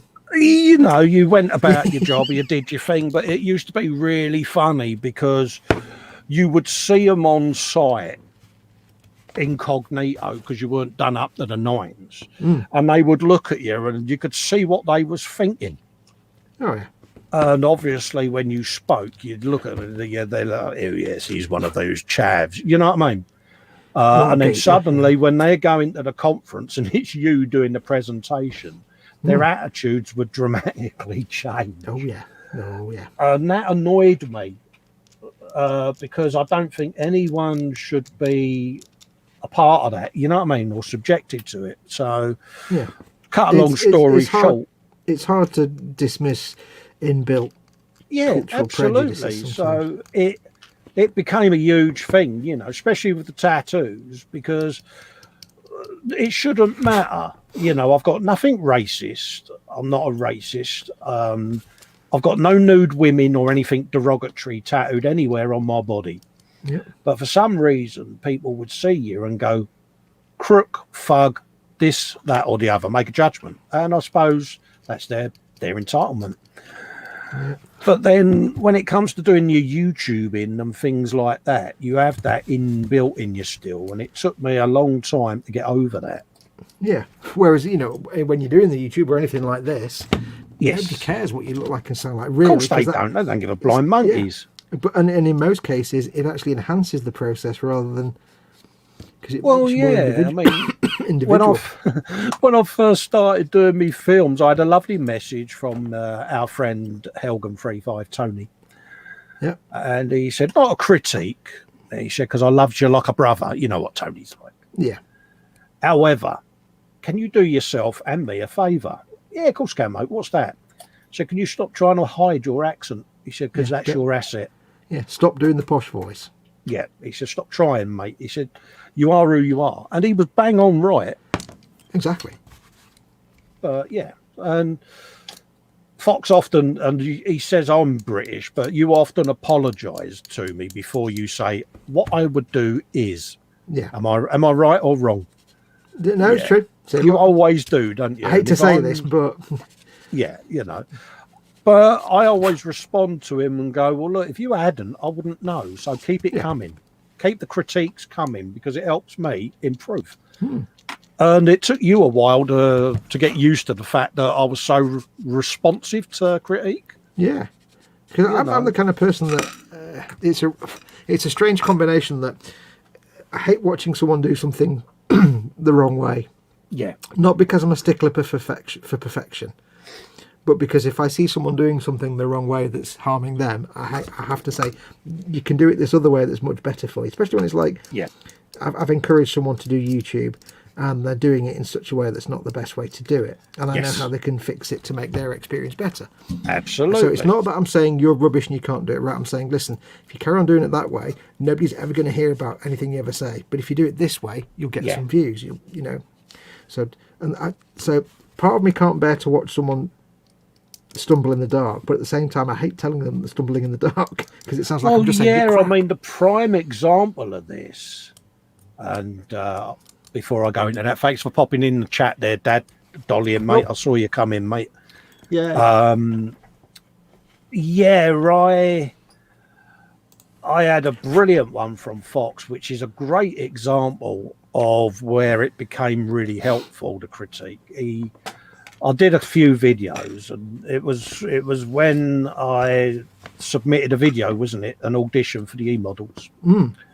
Yeah. And Fox got back to me and he said, blah, blah, blah, blah, blah. Yeah, thanks for submitting it. You know, the usual, because we all went through the same process, folks, whether we know people or not. We all went through a selection process. And he said, the one thing he said that's bugging me, he said, what is that noise in the background of every video you make? Now, those that don't know, I'm very deaf. I've got about 40% hearing in my left ear only. So I wear an hearing aid in that ear, but I hear absolutely nothing with a K. He wears a hearing aid in that ear side. unless it's the missus speaking, in which case he puts it in the other ear for tactical reasons. No, I just press the T button on it, mate, the telesync button. I do, and I nod. But the last time I did that, she called my bluff and come home with 3 pairs of shoes and a new dress. And I looked at her and went, what the effing hell's all that lot? She went, well, I asked you whether I could get it all. You nodded. She said, so that's telling me either you had your hearing aid switched off, in which case you know what's coming. She said, oh, you're happy that I only bought this lot. And I went, you look lovely in it anyway, dear. But yeah, I mean, I'm as deaf as a post in my right side. And Fox had said, you know, it's in every video you make, mate. Can I ask what it is? I said, you can ask, but I ain't got a clue. And in the end, I got the missus in and said, well, can you do me a favour and sit in this chair and tell me what you can hear? She went, that bloody computer fan, she said. I went, what computer fan? She went, there, of course, my computer's on my right side. And I'm looking. I said, where? Which one? There's 5 in there. She went, all of them. She's like you're at Heathrow Airport. She said, it's minging. I went, I can't hear it. I said, but now I know, and I changed all the fans out, didn't I? And then sent you an audio clip, a quick 5-minute video, wasn't it? Talkie, all of that old rubbish, and said, is it gone? And he was like, yes. There you go. But I wouldn't have known that. And it's only the goodness of what, knowing my situation where you went, there's definitely something there, mate. You might want to go and get your good wife because she has 2 very good ears. Yeah. But that's the thing. It's like I'll always strive to. I kind of have a reputation, and I know. For example, Ted dreads asking me for advice and stuff but I have the reputation of nagging people a lot about stuff, and it's deserved because I do. But it's purely because it's not that I know how to do things at all. I don't necessarily have the best way to do A, B, or C. Yeah, I just have a way that I've figured out for myself. Because most of what I've done, I've figured out. I've had anybody to show me how to do it. I've just had to figure it out. Yeah. So it's partly not that I know how to do stuff anyway, but it's more just a case of I'm trying to say, look, the way you're doing X, Y, or Z right now is not optimal. It's your whole point of this doing whatever YouTube is to get the views. Yes. And the way you're doing it, whatever it is you're doing, is not optimized to get you people to view your content. Yeah. For example, when people, and I said this to you and other guys, when people post up a link on a group and it's just a link to, say, a stream or a video or something. Yeah. And it's not just us guys, and it's just literally they just post the link. And I'm like, who's going to look at that? They're not. You need to put enticing text. I know what's coming. No. So it's things like that, and so I'll quickly jump in and say, dude, whoever it is, dude, you need to do this, that, and the other. And it's not that I think I know best. It's just I know what's worked for me. Yeah. And I'm keen to see my friends do well. So I get this reputation of kind of nagging them into doing stuff, and it's not untrue. But I always get really self-conscious. Because I know exactly, because I am that person. Because how many times have you gone, dude, that link in the boomer? Yes, mate. Do you want to actually put down what you're doing? I'm like, but people all know what I'm doing when they tune in. He's like, I will educate you one of these days. I will beat it into you. Yeah, so that's one of mine. So it's just little things. So on one hand, I'm desperate for people to do their best work. Yes. So not everybody. There are people that I don't care if they do well or not because whatever. But that's not for public consumption. But for the people that I care about, and I'm interested in my friends, I want them to do the best work. Yeah. And if I think I can see a way for them to improve what they're doing, I'll try and point it out. But this is part of me does cringe inside. I'm like, God, they're going to be there going foxes off on one again. Well, just nod your head and say yes, dear. I've always looked at it this way. You've got 24,500 subscribers for a reason. So it's obviously basically. No, but it's obviously worked, isn't it? What you're doing. You look at your views on your videos, your hits, and all of that lot, and so what you do obviously works. So if it's working for you, you're going to want to impart that information, aren't you? It's more that I want my friends to do well, basically. And like I say, I don't think for a minute that I've got the best way to do things at all. No. I'm not smug. I'm not saying I know how to do it and you must do it this way, otherwise you're a failure. No. I want someone to turn around to me and say, well, I do it this way and actually that's better. And I'm like, okay. Because then I'll learn. Like I've said, your criticism has always been constructive, not destructive. So, and that's one thing you've always been good at. And I know I'm that world's worst person to give advice to because I'm like, yeah, I know, but and I'll resist and put up an attempt at a bit of resistance, and you'll just go, I ain't gonna stop. No, I'm not. This tide cannot. You are not Canute, or you are Canute. You cannot. Yeah, I'm like an immovable bloody object sometimes, and I need that when people say, dude, come on. The difficulty for me is it's always uncomfortable if we do that because I'm super conscious that people might think I'm telling them that they're rubbish when they're not. No. Or it may be that they are rubbish and I'm trying to get them out of being rubbish, but how do you tell someone they're rubbish without saying they're rubbish, Well, you asked me that once, do you ever think that I think this? And I was like, no, why? But you felt you had to ask because it was on your mind, didn't you? And I'm like, dude, no, nothing further from the truth, mate. It's quite a difficult thing to do, but which is why sometimes if it's somebody who, like I say, I try and do it with the people I know, people I care about. They'll always get my best attention. But sometimes I'll do that for someone I don't really know. Yeah. But that I think, yeah, there's some potential there. But then it can be like suddenly getting this onslaught of information that if that person doesn't know me that well, they'll be like, what? Yeah. So Yeah. it's quite difficult. I don't know. I don't know. Yeah, it is one of them, innit? We all sort of sit there and we're like, ooh, you know. Yeah, we know. Yeah, you just nod and... He means it in the nicest possible way, folks. You just rustle the paper and say, yes, dear.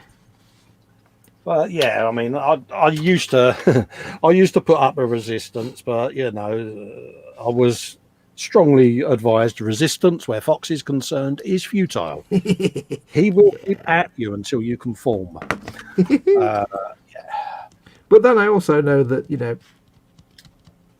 the reverse will pay back one day, because then, you know, you guys will figure things out. Like Chris with all his StreamYard and Streamlabs stuff. He taught me how to do things. Yeah. So by way of me showing people a good way to get things going, it means that when they figure stuff out, they come to me and say, have you thought about this? And I go, no, I don't want to learn anything new.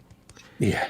Well, it's funny. It's funny with Chris, because Chris knows all about the slobs and OBS and stuff. Yeah. And I'm rubbish, and I hate learning new things because I'm old and I'm lazy. And, you are stubborn when it comes to teaching new things, which is really endearing, but also very funny. Yeah. It's like Chris will be like, I can show you how to use Streamlabs and slobs, and I'm like, nope, don't want to learn new things. I'm happy the way it works now.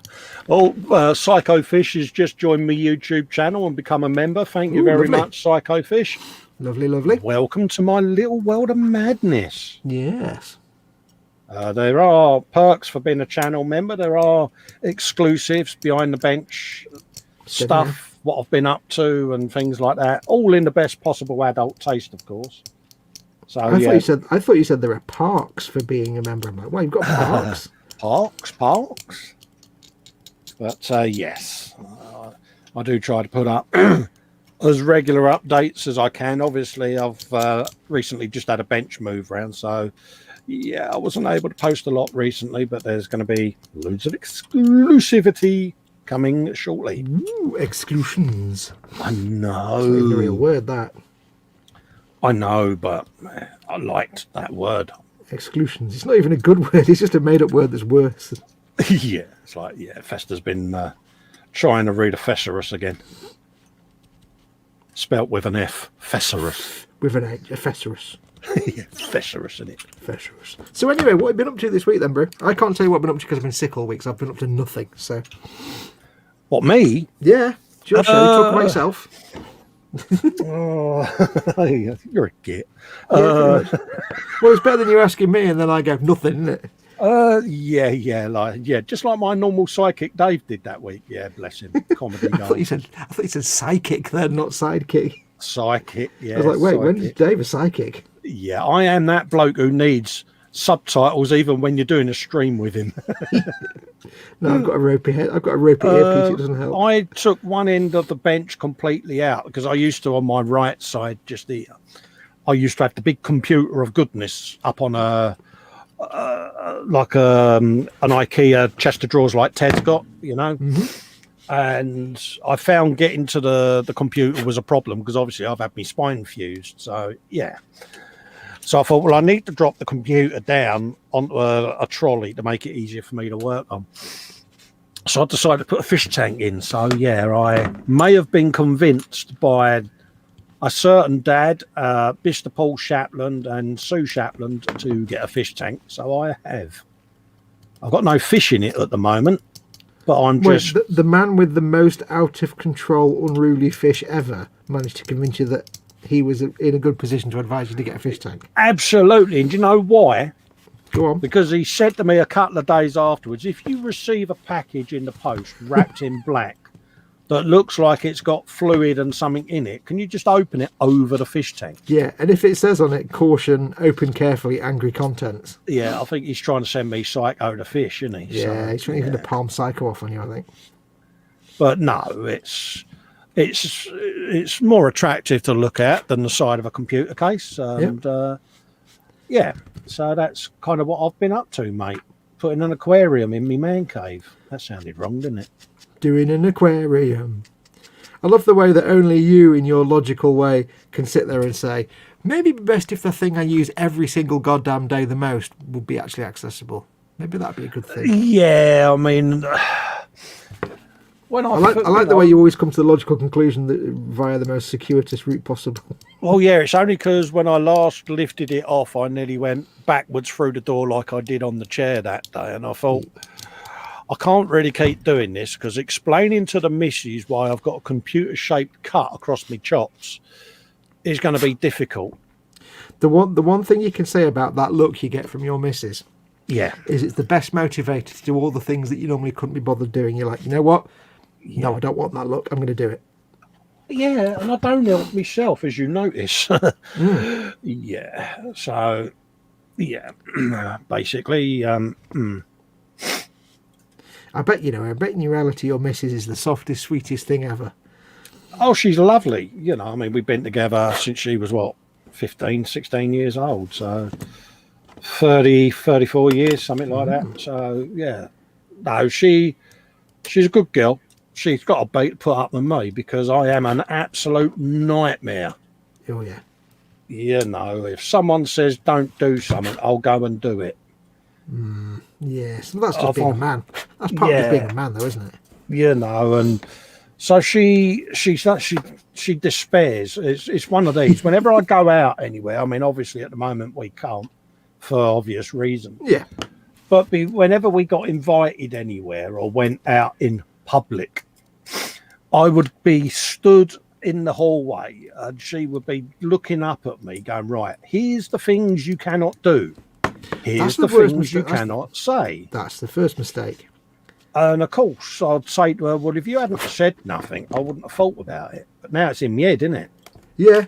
It's like, what was that film where there's a guy with a mole on his face and he's trying not to go, mole? Yeah, gold member, wasn't it? Austin Powers. And the most recent one was, bless her heart, it was her mum's funeral.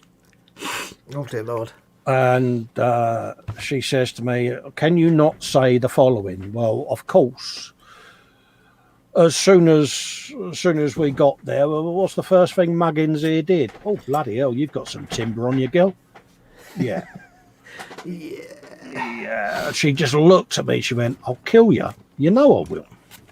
Why'd you do it? And I went, well, she primed the pump. You don't prime the pump. Should your quiet voice again, she says. Really? Yeah, she thinks she'd know by now that she should never prime the pump where you're concerned. Yeah. Where your thinking is concerned. Sarah Jane saying, you do the opposite, do you? Huh, she says, keep building the Baneblade. Yeah, I know she doesn't want us to build the Baneblade. It's, well, if they want me to build it, then fine. Too late. It's too late. It's your man cave. You've tuned in. What happens in your man cave? Absolutely. Exactly. Is whatever your missus tells you happens in your man cave. Oh, absolutely, mate. Would help if you put them the right way up, you spoon, because you had them the right way up when you first did it. Is this what I said a bit ago about getting them the wrong way around? No, this was the guns in the middle carriage bit. Ah, right. Yeah, because... What guns have you gone for? Have you gone for the bolters or the... it's the one with the two things on it. That's not helpful. No, that ain't, is it? Actually, no, they're not the ones with the two things on it. I've even got the wrong guns on it. If only you had a camera of some sort to hold it up to that I could see with my eyes. Yeah, I'm actually in the throes of cutting off the ones that I was going to use on there that I didn't cut off the sprue. Because I cut the other ones on them ones. They're bolters, heavy bolters. Yeah. Helps you put the light on, Cole. Yeah, there you go. Them ones. So, yeah, because I've got extra... sponsons, but I've got extra plans for some of these guns as well. So don't mix up your sponson guns and your guns from other places though, because some of them look very similar but they're different sizes. Yeah, so make sure you get the right ones. Yeah, they're the small ones. These are the big ones. Which gun have you gone for? The one with two things on it. Excellent choice. Great description there, wasn't it? Which wine would you care for, sir? I'll go for the one in the bottle, please. Brilliant, good choice, sir. Yeah. Don't tell him your name, Pike. Don't ever change, Colin. You wouldn't have me any other way, you know. I wouldn't have you any other way. You'd be boring if any other way.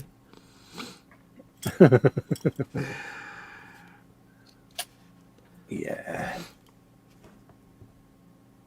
Oh, this is going to take forever to build these dudes. Because I bought this set from Cy Reynolds, Golden Demon winning Simon Reynolds. Oh, yeah. Who hates it every time we say he's a Golden Demon winner twice. Yeah, he cringes.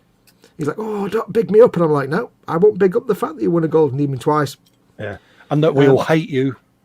Yeah, we all completely hate you. But because I got it from him, I have a certain self-inflicted compulsion to do the best possible job I can with these guys. Oh, right. Yeah, because, they come from Got to Cy. live up to. I know I won't paint it anywhere near his standard, but I want to at least make the figures clean them up, clean up the plastic and stuff, and make it look as good as possible. Absolutely, yeah. So I can do my half-ass paint job on it. And it's good that Cy's back as well. Been away yeah. for a little while. Yeah. Nice to have him back amongst us. Exactly. Miss Cy when he wasn't around. Cy's brilliant. I love Cy to bits. And yes, I broke Cy live on air. You did. And I've still got the sound of that uncontrollable laugh he was doing. It was like so funny. Oh, yeah. It was proper hyena giggling. Well, technically, I've still got the sound on my YouTube channel. I can always download it and... Yeah. Yes, it could become a thing, couldn't it? A thing, you say? A thing of Cyness. I do have something, a recommendation for people, while I remember. Now, I mentioned this on my stream, so many people in the chat will have known about this anyway. But for anyone who didn't watch my stream earlier, on Thursday, I think it was, Nim Cinderin in chat in the Boom Hut posted up a link to a webcomic, which I'd never heard of. And she just linked to one particular strip. And I'd never heard of this webcomic. But I was so intrigued that I had to go and find out what it was. And I had great plans to... After I got rid of my sickness, and I was back in the saddle, I thought, right, I'm over it now. I'm healthy. I can crack on with some work. But first I need to spend 6 hours reading every single of the 800 episodes of this webcomic. Yeah. And I did. Good man. So if anybody wants an amusing and endearing webcomic to read, I can't give you an address because it's the guy's name. It's not that it's the artist's name, and I can't remember his name. Yeah. Just do a Google search for Slack Worm. Oh, good name. It's SLACKWYRM. Yeah. It's about a dragon whose surname is Slackworm because he's just feckless and lazy. Yeah. So it's a good name anyway. But yeah, it's a brilliant comic strip. It's a web comic, but it's hilarious and it's a bit grown up, but it's just all the characters are brilliant. It's just excellent. There you go. And I spent the entire Thursday morning and early afternoon just reading through issue 1 onwards. And I was like, crap, it's dinner time and I've not even got halfway through yet. So thanks to Nim, I didn't do any work on Thursday. But I found a wonderful comic strip. So it's still all Nim's fault then? Is that what you're saying? But it's an active comic strip, so I've got the homepage saved and I'll just check it every couple of days for the next cool beans strip. I just found it really endearing. I love the art style. So if anybody's been looking for a webcomic to read, go and find Slackworm. Just for the name alone, it's worth the visit, isn't it? Just the way the guy draws. There's a character called Lizard Man who's just so adorable. He's great. Basically, imagine the dragon lives in a castle full of monsters, but all the monsters are completely rubbish. Yeah. And the main character himself, the dragon, is just so feckless and doesn't care. He just doesn't give a damn. He's like, I don't care about anything. I'm just feckless. He's like a teenager. So all his monsters are rubbish, but they're great. They're like, there's a gelatinous cube. It's all D&D style. So there's a gelatinous cube called Paul. Oh right, yeah. Who's lonely. He's got a crush on a blob. One of the monsters is like this gelatinous blob called Linda. Oh right, yeah. But she's the head of HR, but she's also a raging alcoholic who just wants to drink wine from a box all day. It's great. Sounds like our kind of program then. Yeah, it's great fun. So yeah, go and check it out if anybody's been looking for something amusing to read. It's very funny. Yeah. We need to get out more really then, that's what we're saying. Yeah. But when I find good things on the interwebs, I like to share them with the peoples, just to share the love. Because you never know what people will enjoy. Not everybody shares my tastes, but some people will. And I pity them for sharing my taste because I'm an idiot. Yeah, nothing wrong with being an idiot, mate. True. I mean, if you're a man, you're kind of halfway there anyway. So. Oh, bloody hell, yeah. Yeah. Yeah, and there's loads of women out there nodding. Yeah. My old man's like that. Yeah. That's the one thing us blokes have going for us, right? Yes, we are idiots. Without exception, we're idiots. It's absolutely true. We are of the two halves of the species. We're the shop soiled bit. We're the inferior part. Yes. We are idiots, but we're smart enough to know that we're idiots and happily sit there and go, "I'm an idiot. Well, I don't know what I'm doing." Yeah, absolutely. But your boss comes up, don't give me that to do, sir. I'm an idiot. I don't know what I'm doing with that. Yeah, don't give me multitasking. What's that? Yeah. So that's the thing. The advantage we've got is that we know we're idiots. We don't try and hide it. Well, most don't. We happily sit there and we actually celebrate being useless at things. I can guarantee you, I go out for a meal with a missus, she will know exactly to the word what conversations are going on at least a dozen tables around us at any one time. Yeah. It's a skill that women have. But at the same time, she's like scanning the whole room. Yeah. You're sitting there and all you're thinking is, they look like giant crisps. Yeah, exactly. Cool. These big golden wonders are nice. That's what we are. We're just idiots. We're just simple creatures. We're just like... look at me and go, how old are you? 12 and a half, love. You keep asking me. We are literally just like single-celled organisms. It's quite endearing to us. Yeah. So, but that's our strength, is we actually know that we're idiots and we don't try and be anything else. Yeah. Yeah.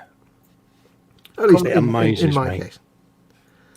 But she'll be eating the meal and then she'll look up and go, really? And I'll go, what? I'm not talking to you, she goes. Them over there. I'm like, who? And of course, me being a bloke, you're looking around, aren't you? Yeah, because you've got no subtlety. Don't point, she goes, because they'll know I'm listening. You'll be there going, what, that bloke over there with the syrup, point. Yeah, I'm like, how can you do that? It's a Well, girl thing, she says. Yes, mate. Comment on the screen. Oh, hello. Nin Sindarin saying, laugh out loud. I came in just as they was talking about Slackworm. What perfect timing, laugh out loud. Yay. Cheers, Morgan. Thank you. Thank you. You're welcome. You wouldn't believe it. I've got chat in front of me and chat in the monitor in front of me, and I have to rely on Dad going, Carl. I've got the iPad right there. Yeah. But of course, I've got my lenses on, so I can't see anything beyond about an inch. We are. That's what gets Thanks, us back Dad. to being useless. Cheers, mate. Thank you very gladly, mate. Do we not get a quick dad blip on the screen then, Carl? Yeah. Is he in his underwear again? Yeah, no, you want to come on and say hello, mate? Dad Okay, blip. there you go. That was Dad blip. Hello. Dad blip. I like dad blips. Hello. It's even better when you do it to him when he's having his tea. That was good. I see Dad's wearing his Henley Regatta t-shirt again. Yeah. Being all posh. Oh, yeah. He was in makeup for ages during the hangout. Oh, He said, I might pop in later. And I went, yeah, okay. Hair and makeup, please. I'll 5. Right, I finally finished cleaning off all the bits for one dude. Oh, sweet. That's what I've been doing all night long, is just them bits.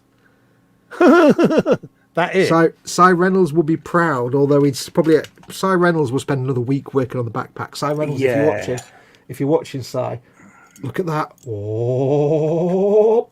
If you show Cy Reynolds a backpack, he'll claw your face off. Believe you me, he would.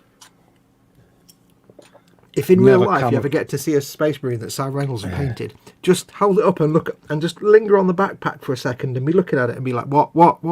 Nothing. It'll drive him nuts. Yeah. Because the one thing he hates about Space Marines is backpacks. He says, I hate doing them. It takes me like an hour to clean them. It's not often Cy gets a bottom lip out, but it is really funny when he does. Yeah. Well, that's the thing. We all mock him. I said, what's the downside of painting to that standard? He said, the downside of being able to paint to a high standard is you can't not paint to a high standard. Yeah, you can't just do a bog standard paint job after that, can you? Yeah. Well, he used to work, I won't go into details, but he used to work at a place where he was, let's say, under pressure to paint Warhammer minis. Yes, yeah. Not as part of the job, but just as part of the, environment that he worked in.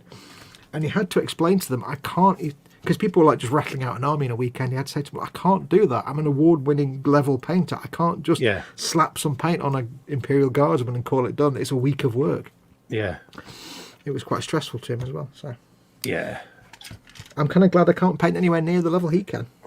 No, but it's true what he says, though, Fox, isn't it? Because, you know, everyone will go, oh, yeah, you know, oh, it's overkill. No, he's an artist at work at the end of the day. And if that's the standard he's used to doing, he's not going to want to do a bog standard paint job. I mean, we all joke with you at Christmas, don't we, with the chibi builds? Oh, yeah.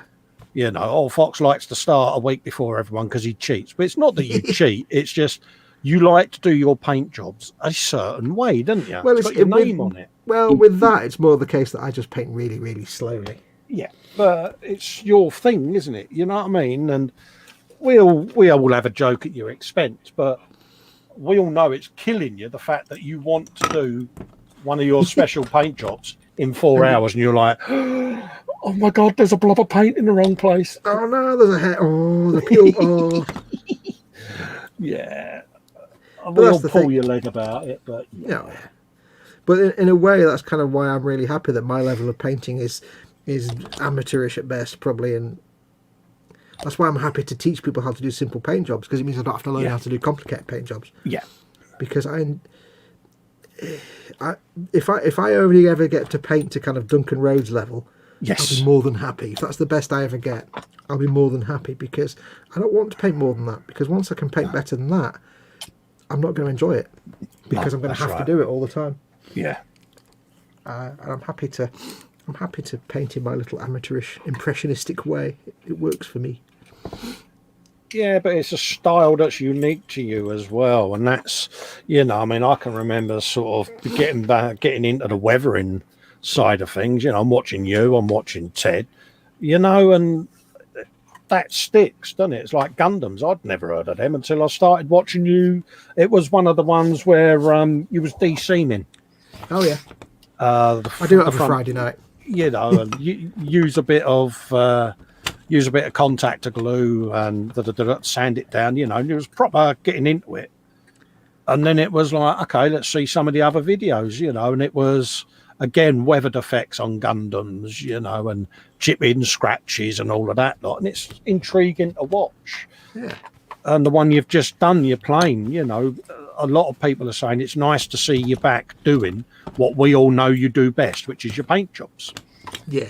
You know, and I'm not saying that to blow smoke up your arse. It's just what you're known for, isn't it? And yeah. It's been quite difficult in the last sort of year and a half, 2 years to get stuff done for various reasons. Yeah. So it's nice that I can now get back in and I can get the motivation to crack on with something. Absolutely. I mean, you know, people that I do hangouts with saying, my God, you know, he's a really good painter. I didn't realise that, you know, he did all of that. And I'm like, yeah, it's nice to see him back to it. And Michael backed me up on this because he's been in them same hangouts. Yeah. And it's, you know, Fox is back doing what we know he does best. And people that hadn't been aware of that side of your building are getting to see it for the first time.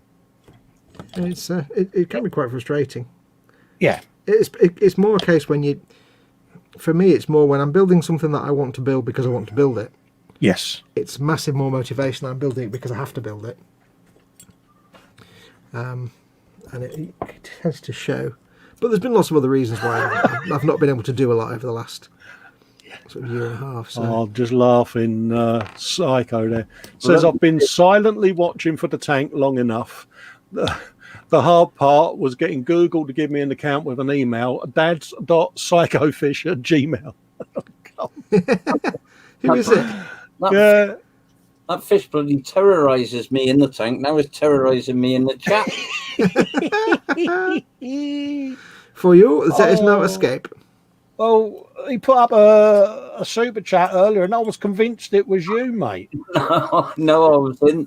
I was in then, but I hadn't added myself to the stream. Well, I was chatting away. Well, that's what I had to say to Colin. It's like, yeah, but it's in dollars, mate. Yeah, I'm sitting there and I'm like, I was convinced, but yeah. Bless. You know, that fish is going to haunt you, isn't it? But the thing is, I may have photoshopped Dad's fish on the backdrop for my fish tank. He's like, yeah, Psycho's on the backdrop. It's like, really? I went, oh, yes. Psycho is there. Psycho is everywhere. Absolutely. Just when you thought it was safe to go outside. Oh, there. What have we got in there? He was a fish who woke up on the wrong side of the tank. Yeah. Well, coming to theaters this summer. Psycho, the fish. Yeah. Just when you thought it was safe. That's about as good as my movie announcer voice guy. Better than mine, mate. Well, the best way to teach yourself to do an announcer voice is start with, he was a cop. Oh, down on his luck. Yeah. Yeah. Always a cop down on his luck involved, didn't there? That's a dude. He was a cop on his last day at work. Let's build something there. What have we got there? That's a bag of greebles. Bag of greebles. 3 pence a pound. Bag of greebles. Yeah. Yeah, get your greebles here, love. £3 for a pound. Greebles. 3 for a pound. Don't get greebles like this down the other market, love, do you? No, mine are the best greebles in London, girl. Let's use some of them. Get you some of them. Yeah. Cool, what lovely greebles you have there. Yeah, I told you, didn't I? Yeah. You paid how much? You what? You what? They saw you coming, love. Mugging you up, they were. Next time you need your greebles, you come to Uncle Festa. Yeah. Oh, dear. 3 for a pound. Yeah. Yeah, don't go for none of them namby-pamby greebles. You want the proper ones, love. Yep.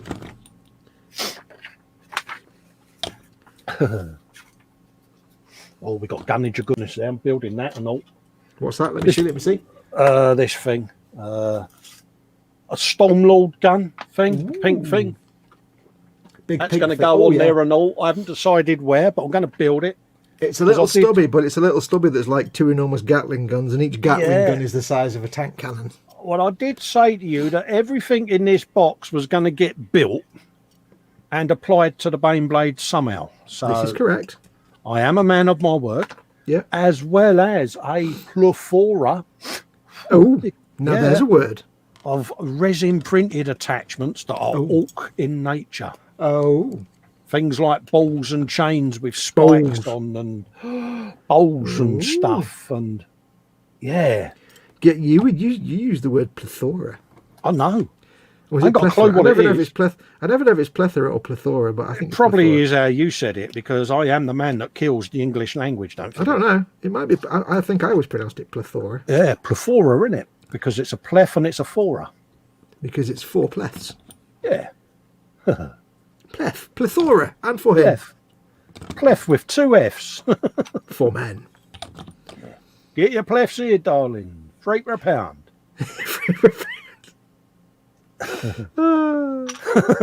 I think you need to maximise your potential to sound like a market stall trader. Yeah. Apples and oranges, Pride of London, £3 for a pound. Apples and pears. No, that's too corny now. You've gone too cheesily cockney there at that point. It's just killed it now. I know. And I think I need tweezers. I'm sorry about this. Oh, you got to have tweezers of goodness. Tweezer action. Hardcore tweezer action. Only on Sky Bleh.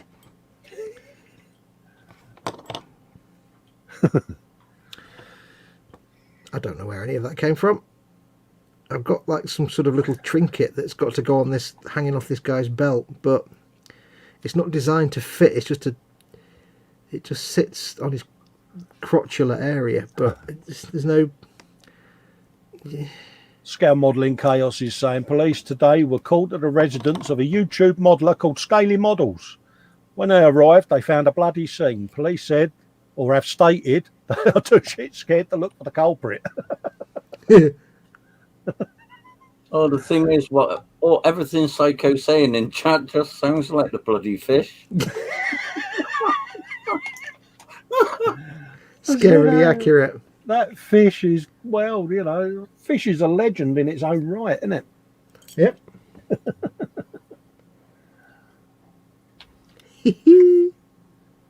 It's the fact that people go, oh, since you've had that fish, you've got right, Larry, you have. The fish, honestly, we reckon it's a polterfish. We reckon it's possessed him.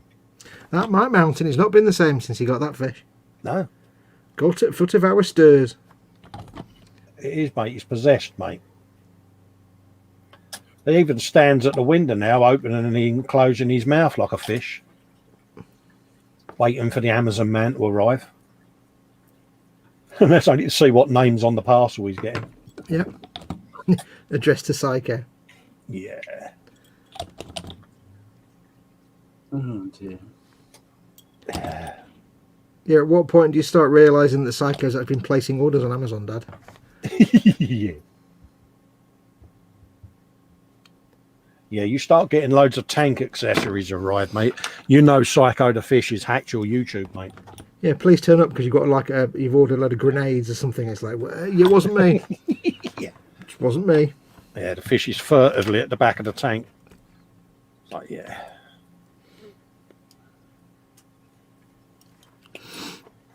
I think Psycho the Fish, I imagine Psycho the Fish having a Geordie accent. I don't know why. Yeah. He's like, And wait. and a wet perm. You know what? Wet perm. Yep, I can see that. He'll be there going, oh, you think this is trouble? I can't do a Geordie accent. He's definitely a scouser. A shell suit on. Yeah. Put something shiny in the tank and see if he tries to nick it. Yeah. Just about to say that. It's got the fish pump up on the axle stands, nicking the wheels. Oh dear. That fish, mate, honestly. And yeah, it's a tiny little thing. Yeah, it's always the little ones you have to watch out for, though. My cousin was 3 foot tall, but he'd kick your head in. Well, he'd try. He'd kick you in the shin. No. Oh, I've dropped my bit. Oh, I dropped some grenades now. Oh dear. Old man noises there, Dad. I heard them, didn't you? Yeah, mate? they were. There was a bit of... Oh, Jesus, and all of that, like Jiminy. Baby, do let me find this tiny plastic part in a rug that looks the same colour. Oh, dear Lord in heaven. Paul Lane said, so Psycho is Jimmy Nail in Colin's mind. Yes, the crocodile shoes that done it. Yeah. Jimmy Nail. Now there's a blast from the past. So basically your fish is Oz. Yeah, Oz. Yeah. Yeah, but Oz wasn't scary, he was just stupid. Yeah, Oz was a legend. See, now I've killed my headphone and I can't hear you. Hang on. There was a program I used to enjoy watching, A Weezer's Aim. And Spender. Do you remember that? Yeah. Okay, I'm going to have to fiddle with my headphone for a minute, Cole, so... Yeah, no worries, mate. You do what you got to do, geez. Keep talking. Talky. Well, actually, real words would be better. Let's read some chat. Quano Man's in. Hello, Dan. I really hope you're doing all right, Dan. And can you respond to messages, mate? Because we've all been a bit concerned about you, fella, and you've not been getting back to any of us. And, yeah. But nice to have you in, Quano, mate, and see you about. So, yeah. You know where we are as and when you're ready. God damn it. Panzer's in saying was very reminiscent of the late Rick Mail on his Bottom Live tour. Yeah, there was a talent. Rick Mail, bless him. Yeah, the blooper reel on that TV show was to die for, wasn't it? I never really watched Bottom. Oh, mate, he messed all the time with A.D. Edmondson whenever they was filming. A bit like Peter Sellers, he could give A.D. Edmondson a look that would make him corpse. And, you know, it's like, we've been trying to film this for over 4 hours, you git. Stop looking at me. You know, and it's, Yeah, no, I never really got around to watching it very often. Yeah. I used to love the young ones, but then after that I didn't watch. Oh, yeah. But hey, I was a teenager and rebellious at the time, so I can always remember the young ones trying to zone out the expression on my parents' face when we subjected them to watching the young ones, because they had that look that all parents had when they didn't get a TV show. Yeah, especially a young people's TV show. Yeah, and it was that deadpan 1,000-yard stare, and it's like, this is so good because Ma and Pa Kettle ain't got a clue what's going on. Yeah. Well, it's only like me trying to understand some crap on Twitch nowadays. I'm like, what? I don't understand any of the things that are happening on screen right now. Yeah, but we stopped understanding things in about 1996, didn't we? Yeah. I have to say, the other day I was a party to witnessing a conversation between two people on Twitter. They were discussing Twitch. Oh, right. And I have to say, of the 700 words in the entire conversation, I got about 5 of the words. Yeah. I didn't have a clue what they were talking. I'm like, what's what? And what? And the end of it, I'm like, I really don't understand anything about Twitch. I'm old. This is terrible. Yeah, that's the wife's pet hate, is text speak. Yeah. Why don't people just type the word in, she says. Oh, it's so funny. And I go, yeah, when did we start sounding like our parents, eh? The funny thing is, with text speak, it makes perfect sense if you've got a phone with actual keypad. Yes. But nobody's had one of them for like 20 years. Yeah. And it's when you go onto a website, like you're on Facebook or Twitter or somewhere. Yeah. And it's like people are doing that in chats, and your only response is, you've got a whole ass keyboard there with all the letters on it. Why don't you just type like a normal human being? Yeah. Yeah. Wouldn't have happened in our day, mate, would it? No, my mum would have slapped me around the head and kicked me out and not fed me dinner. Use proper words. Okay. I used to get told. I used to get good old fashioned telling off. Bearing in mind I'm in the north and a northern monkey.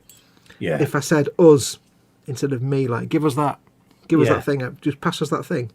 I used to get slapped round the ear for saying us. Yeah. Can you pass us the remote control? Slap. Can you pass me the remote control? There you go. Yeah. Yeah. But it made perfect grammatical sense to a northern child. Can you just pass give us it? Her particular bugbear was if I'd say, give us it here. Oh, right, yeah. Oh, give us it here. What? Slap. I can always remember my English teacher putting on my report, your son is a welcome presence in my class. However, he is unteachable. And I was like, yeah. My mum was like, don't ever change, son. Don't ever change. So what that basically meant was, he's not disruptive in any way, yeah, but I can't teach him anything. So it's an easy day for me. Yeah, yeah. On the screen for you, Fox? An old-fashioned keypad phone until very, very recently says Panzerkönig. Well, no, that's what I'm saying. If most people haven't had an actual keypad on a phone, but if you've still got one, then it's a valid reason why you can use text speak, because typing with an old phone is a pain in the backside. Yes. And that's where it came around from, because you're abbreviating it. But when you've got like a whole keyboard, I actually had occasion recently to try and type on an old phone like that. Yeah. I can't remember why, but I think it was an old works phone, and I was just trying to sort it out because it was still working. It was a little Nokia like this big, and I was like, I can't remember how to type. No. Like in the old days, I'd get my mobile phone and I'd be like, right, I need to type a message now. Text send, done. I'd be like 1,000 words a minute. But now I'm like, how do I do F? Where's the full stop? What? Oh, yeah. I can't found one of my old Razor flip phones in a drawer. And it was that, find a cable, charge it up, let's see how good it was. Yeah, I soon flipped it back, closed and went, yeah. Oh, yeah. But I used to have play Snake again, though. Yes. Oh, God, yeah. My final non-smartphone was a Nokia N95, which was a slightly not smartphone because it had ever so slight internet connectivity and you could just about access the internet, but it wasn't a smartphone. No, mine was the Razor. I went straight from that to the iPhone. No. But before that, before I had the N95, I had the Nokia one where I need a phone in front of me to show you, but it's like you have the phone like that, but you kind of open it up. Oh, I know the one. It's like there's a full QWERTY keyboard across the two halves. You can have it closed and there's a keyboard on the front. Yeah, I used to have the O2 XDA, which was like a Palm Pilot. Oh no, this was literally just a phone. It was a silver thing. Yeah. Keypad on the front, but you could open it out and there'd be a keypad going across, and you could do. And I did a test once, and I could type twice because it was proper QWERTY keyboard. I could type text messages so fast. I had one old Nokia phone that looked like a trainer, looked like an Adidas trainer. Oh yeah. It was like transparent, but with black rubber ridges. Yeah, it sounds a bit wrong, doesn't it? And it was the crummiest phone in the world. Don't get me wrong, but yeah, at the time it was. Yeah, cool. Look at that. He's got that Nokia. It's like, I remember I had some. I was a Nokia fanboy. I had some Nokia other, and one of my friends had. At the time was this tiny Nokia that was like that big. This is like mid 2000s. Oh right, yeah. I can't remember which one it was now, but they were tiny and thin. I was like, oh, I want one of them. And he said, well, I'm going to get a new one soon. You can have this one if you want. So I was like, wow. So I got this phone that was literally like that size. Yeah. And I got this rubber snakeskin effect case for it, which is fantastic. And it wasn't. It was crap. Oh yeah, matrix phone cases for the old Nokia ones where you just pushed the button anywhere. Oh, I had one of them where you press it and it goes ka-chink like that. I had one of them. I got one of them off my mate. Oh yeah. Yeah, this little tiny phone. I had a sleepless night the day before. Now I was going to take possession of it, and I found it recently, and it's just garbage. It's just a dumb phone. The only thing that was cool about it was I could change the image on the screen, like the wallpaper image, by just reprogramming it. But it's the fact, though, isn't it, that we were so easily pleased, mate. It really I got so excited and like schoolboyish, but it was just a garbage little phone. But that's what it was at the time. I finished a dude. Oh, I'm proud of you. I finished Aman's. Oh, I'm so proud, aren't you, Dad? So soon. I know. It's a sergeant. No. How the hell did you manage that? Oh, lies and videotape, I think. Oh, he's taking big boy steps now, Dad, isn't he, eh? I know. Not reading chat, you see, that's what it is. I'll be pooping by myself soon enough. Yeah. So I'll mark him down as a sergeant, so I know for when I eventually play the game. Oh, bless him. So I know he's a sergeant now, you see, because it's... Mum's going to be so proud of him when he tells her tomorrow, look, I built this dude. And she won't be able to see that. It's far too small. She'll be going, see, I knew you had it in you, boy. She'll be like, oh, yes, it looks really good. You can't see it, can you? No. Yeah. Beep, beep. One, I've only got 9 more to build now. Only 9 more. And then my other box set, which is another 10, 11, 12, 13, God, 14, that's 15. at least another 3 or 4 streams then, mate. Yeah, pretty much. Pretty much. This is where we start mocking each other now, isn't it? Yeah. Do it. I'm so easy to mock, it's not hard. Yeah, but you get your revenge on me, you know you do. Well, yeah, so far you've got a Waz bomb coming in, you've got a Baneblade, and you've got... I've had my revenge twice so far. He lures you in, Dad, doesn't he? He does. I do nothing. I lure nobody nowhere. Yeah. I simply tap into that which you didn't know you already needed. It's the way that he innocently then goes into denial mode. Have you ever read Stephen King's Needful Things? Yeah, that's pretty much me. Ah, there you go. How you coming on with your Baneblade anyway, dude? I'm all right, mate. I am doing sponson turrets at the moment. Sponson. I've done gun of goodness. I've done machine guns. I've done little bombs. Smoke gimbal gadgets. Yep. I never know if they're smoke dispensers or grenade launchers. I never quite know. I've got different guns on different sponsons because I thought, well, why not? Have you built like 4 sponsons already? Yeah. And I've built one dude. Yeah, this is what I've done tonight. Yeah, I've got all my sponsons done. I'll stop listening now. Well, I added some stuff to my Greebles bag. I've got a couple of gun turrets that I built in there. Lovely. I've got to denub and de-seam everything, but I like to build all my bits so I can see what I've got. And then it's right, how am I going to get all of this? onto that You like one to get your tank. bits in order, don't you, Col? I do. I like to have all my bit. Yeah, I'm nearly. Yeah. Moving on. Moving on. No, I like to see where I'm going with it. Yeah, that is the good thing about these Warhammer kits. You do get so many greebles out of it. Oh yeah, and I've got another set of these sprues coming yet. But the thing is, of course, once you've got like a bag full of greebles, that means you have to buy more Warhammer kits to use the greebles on.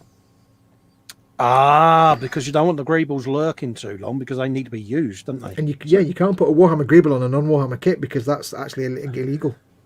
And now I know why you said to me, do orcs, Cole. It's right up your street. Oh yeah. Trust Uncle Fox, he says. I'm like, why do I feel I'm being lured into a dark, distant world? Yeah. No, that's Newcastle on a Friday night. Very dark, very distant. I've just realised I've just had a real special moment. Oh dear, here we go. I'm sitting here and I'm building this guy, and I'm thinking he's got the gun holster on his left leg, Yeah. but there's no gun in it. It's empty. Yeah. There's nothing in.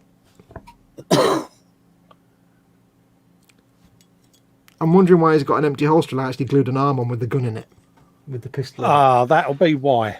And I've only just realised, oh, that's why I had that specific holster because all the other holsters have guns in them. I'm like, how did I'm special. I think you need to get out more as well, don't you? Yeah, I know. Poor Mama Fox. I She's like the tried fact so hard. I like the fact they come up with the level of detail, but the fact I didn't notice that, it's like, why have I got, because yes. Yeah, That but entire army glued on, Fox, with the gun in it. This is getting back to the point of we're blokes. We don't notice the little things, do we? Nope, we don't notice. Well, I only realised because one of the arms has the guy reaching for his pistol in his holster. So, Yeah. Can't see the wood for the trees. Sergeant Bones says, when you think about it, Colin almost speaks like an orc. Well, yeah, Vincent's trying to get me to play Dungeons and Dragons, and they've said that they're going to do the impossible and teach Festa tabletop gaming. Oh, yeah. So I've got a load of dice that Vince sent over, and I printed us some boxes, the dice boxes. And he said, get yourself a couple of Berserker figures, he said, because that's what I've chosen you to be. He says, right up your alley. So then there's me sitting there doing all the thing, doing the voice of my Berserker bloke who's called Ivor the Boneless. There you go. The boneless. For about 20 minutes I'm sitting there doing the voices, and Vince says, and you thought that you wouldn't be up for Dungeons and Dragons? I rest my case. Yeah. But the only thing is, you're supposed to choose your own character. Yeah, but I've got no idea I've got no idea. Well, they're all just the standard fantasy tropes. You've got the mage, you've got the rogue who's usually into arrows and ranged combat. You've got the barbarian. It's not that complicated. Oh well. No, people tend to know my character better than I know it myself, I think. Because none of you have been wrong, have you? Let's be honest. No, this is true. But you would be, given the fact that the orcs are like football hooligans, and they actually if you listen to some of the, if you listen, not that that's what you are, but if you actually listen to anything where they've, like on a trailer for some of the videos they make, they do little trailers with voiceovers, or some of the audiobooks. Yeah. They actually sound like, "Whoa, let's go kill these humies!" Yeah, that's what the orcs talk like. They're like London wide boy football hooligan types. Slick Tonys. Yeah, basically. Yeah, let's bash some heads in here. So that's it. You would be perfect for orcs.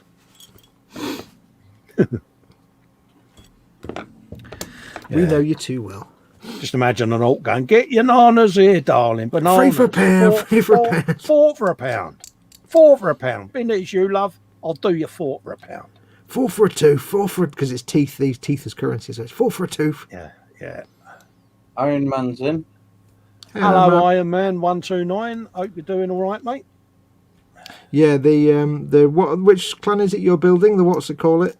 Bad Moons. The Bad Moons. The Bad Moons are the richest of all the orc clans. Do you know why? Why? Because we steal it all.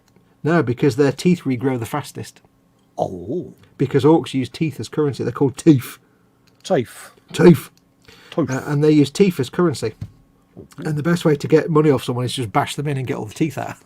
That's how so. But all their teeth grow really fast, so they That's have handy. Me having a fear of the dentist, isn't it? Yeah.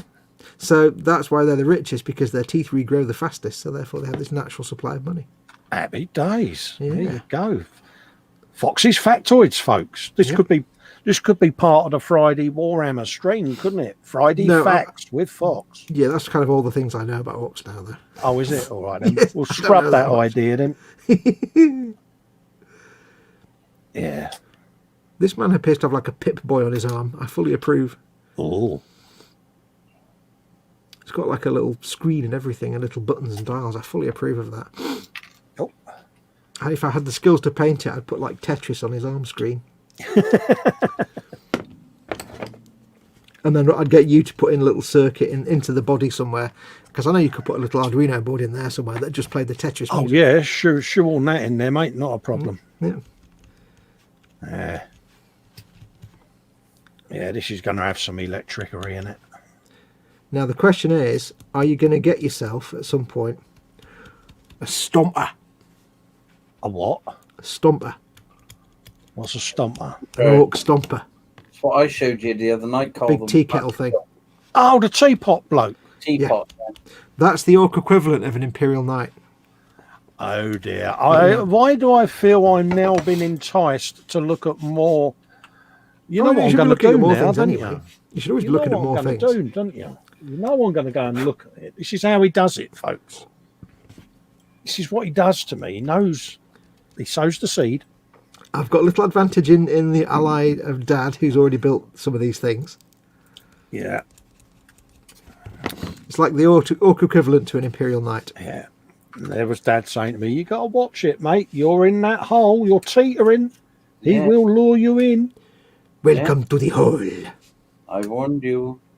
Khajiit knows what you like. And it's like, yeah. Bless him. Khajiit has Warhammer goods if you have coin. I am, I must admit, looking forward to the painting of it. You know, it's one of them. I tend to, when I build a kit, I'll build it and then it sits where it's going to live for a week. And I'll just stare at it and look at it and think about how I want to paint it. And yeah, so. And we're all going to have a Baneblade sat there that's not been painted apart from Chris. Yeah. And Ted's painted his. Oh, he's not finished it, but he's oh, was he? I didn't think he had painted it yet. Yeah, he's painted it. He streamed it for like a month or two. But he's not fully finished it, but I think he's given up the ghost on it, to be perfectly honest. Oh, right. I think he gave up the will to live, and he'll probably go back and finish it at some point, but I think he had his fill. Yeah. Well, it's one of those. I mean, I shall do these in between other builds, you know, but yeah. I don't mind, but not for very much longer. What's that? What? Behave it.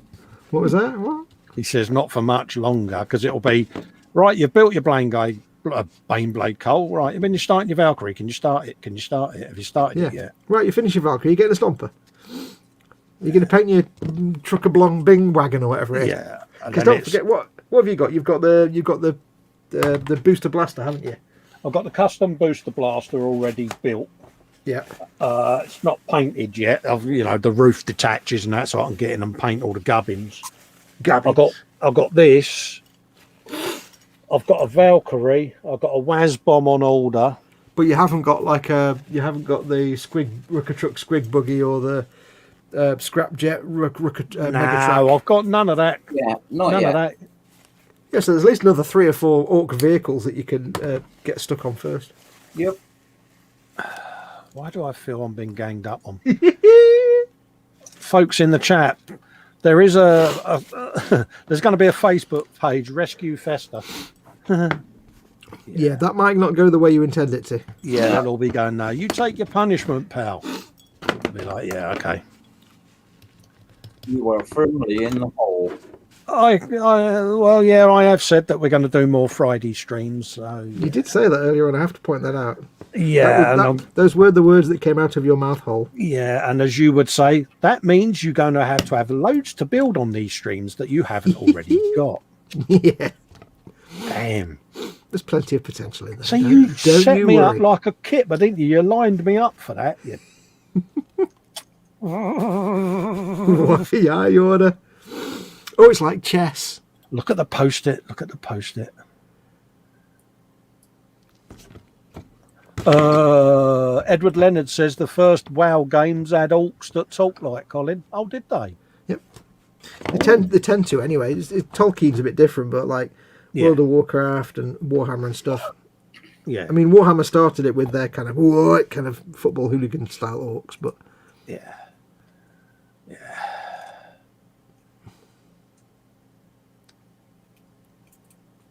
I'm on a road to oblivion then, really, aren't I? Because it's going to be, remember Festa? Yeah. He fell down that Warhammer hole, didn't he? Yeah. Oh, well. the whole of Warhammer. I'm resisting, though, Dad. You can see it, can't you? I'm doing well. Yeah. You trying? Loser. I don't know where that just came from, but fantastic. Yeah, but he's escaped, isn't he? He's got back to doing his plastic kits, and he's happy that I've been lured in because you're leaving him alone. That's what it is. Well, Dad's not immune to all this, is what you know. He likes to think he is. Yeah. But just you wait. When we get to go to Warhammer World. Yeah, he'll get caught. Yeah, can't wait. Yep. That'll be a laugh. It'll be nice to finally all meet up again, won't it? They'll be eating of cake. Donuts. And come up and sings. Yeah. Like, Dad, I like my plastic kits. Ooh. Yeah. Oh. And I'll just be going, Oaks, because there's a thing in it. The thing in it. I'll be going, get your Oaks here. Free for a pound. Right for a pound. Nothing for repair, not in this game, love. Nothing. Yeah, nothing in it. It's in the bin, Jamie. What's in the bin? Air Force One. Jamie's asking how the Air Force One is. It's in the bin. Yeah, I'll tell you what. I will end up getting you another Air Force One. See, that's always your path to revenge, Cole. Absolutely. You in the chat would like to see Dad do a video build series on his channel of Ed Force One. There's a question for you. See, Dad, if you hadn't said that, Carl might not have even spotted that comment, and you would have been safe. But now you're just stuck in a corner now because he would have spotted it. He's got eyes like a shithouse rat. He's not bitter, is he? No. Oh, that is brilliant. I've not heard it used. I've never heard anybody else actually use that phrase before, other than me. Yeah. But I've always never heard it with ears, not eyes. I like that. Iron Man 129 says, "Sorry, Dad, but yeah, I want to see that." This is where the loyalty fades away now, isn't it? Yeah. Phil Eastley saying, "Is that fish chucking your kits in the bin?" Yeah. Ed Force One, eh? Yeah. There you go. I've got to say, Dad, you kind of did that to yourself, Dad. So. Yeah. If I've got to be punished, I can. Yeah. Mistakes were made. Let's just be honest. Yeah. He's now sitting there going, "Yeah, all right." He says, "Yeah, I know where this is going." He's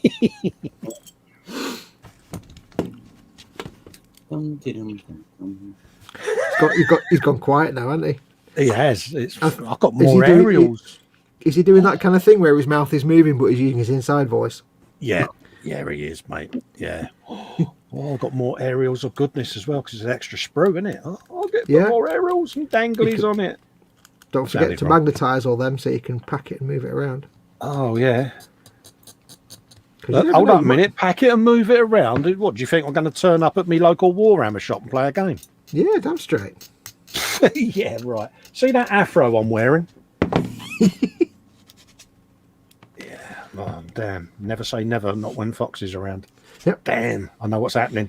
Carl, fancy a game of Warhammer at Warhammer World? Yeah. Well, you never know. You might end up with a table in your ass.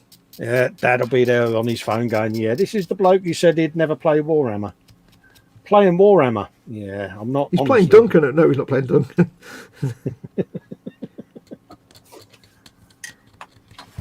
You're evil. A lot of you. Evil. The real sad thing for me is that if I go to Warhammer World anytime this year, there's no way I'm going to be able to go into the Forge World store and buy something delightful, and then be able to afford to go into the normal store next to it and buy something delightful, because I can't afford two lots of expensive nonsense. Yes, and I do believe you're the person who sent me a link to Forge World as well, aren't you? I may well have done this to show you the great squigoths. Such a nice thing for you to do that was, mate. You know how long I spent on that site? Oh, I know exactly how long you spent at looking at all the things. Yes, it was All like, of them. oh, I could mortgage the house and still not be able to get everything that I wanted. But the good thing with Forge World is you can look at it and go, but it's resin. And then that's the breaks then that can go on dead quickly. Yeah. I look at Forge World and drool a little bit, maybe get a bit of a trouser temp, but then I go, but it's resin, and then that's the porn moment gone then. Yeah. You know, like when you're a teenager and you're in the mood and you may be getting a bit frisky, and then your mum goes, "Do you want a cup of tea, love?" And you're like, your mood's gone. That's that. But you are talking to the person with a resin 3D printer. Yeah, but that's different. I don't mean I mean like resin from Forge World, like so with the bubbles and the misshaping and the building and the reinforcing. You can buy files, can't you? And you know what'll happen. Yeah. They'll be, I've got loads on the printer, Fox. Yeah. Fox, I may have accidentally printed a Titan, Warhound Titan, and... Bearing in mind, folks, as well, he's trying to entice me into building an orc army as well. Yeah. So he's really at me. Well, you kind of already are. So I'm not enticing you to do anything. You're already doing that yourself. I was building vehicles because I find them interesting. And then you're going, yeah, but you need some dudes to go around them, mate, especially for a dio. And I'm like, see what you're doing. Because you need to convert that entire back room of the house into an enormous Games Workshop diorama. Yeah, it's going to be, have you built yourself a gaming table yet? Because what needs to happen now is like in the 70s when you get the little Pathé newsreel of, this is John Smith who's built an entire railway in his living room. Yes. And he's made it with toy soldiers. And that's what will be like. There'll be a little thing saying, this is Colin Wilkinson. Message on the screen. Philly says a video series from you guys learning how to play the game could really be good for YouTube content. It seems to do well. Yes, it's something Vincent and Sarge said was educating Festa into Dungeons and Dragons and learning how to play stuff. And I mean, Fox could educate me into how to play Warhammer. Damn, I've just agreed to something, haven't I? Well, you're safe, because the difficulty of teaching sort of like filming and showing anything like Warhammer is you need a table that's 6 foot by 4 foot at least. Yes. And I haven't got space anything like that, so. And also don't want to play. Saved by the bell. But that's the thing, if you're going to film a Warhammer game, you need like multiple cameras and a big play space. It's really hard, because you can't just have an overhead camera. You want cameras at the side. And it's 6 foot by 4 foot is the minimum table size. Yeah. So there's no way I'm ever going to be able to film. I've got a 22-foot conservatory. Oh, you fit a big table in there. There you go, done. The wife will divorce me. Well, it's not like you use it for anything else. Yeah. So it's like, even if because I even thought about it when I eventually go to Goblin Games and play Adam and stuff like that. Yeah. There's no way to film it, because you need multiple cameras, but then you need to take like a powerful laptop or PC or something with you to do all the recording. Oh, right, yeah. So if I've got like 4 cameras going, what do I put them into? Yeah. Yeah, we all know how problematic webcams can be when they don't want to perform. You wouldn't. No, I'm not streaming it. I mean, if I was recording a game to do like how to play, you'd need 4 cameras, proper cameras. Yeah, 4 cameras. 4 cameras. But then what do you record onto? I'm not taking my PC to a shop.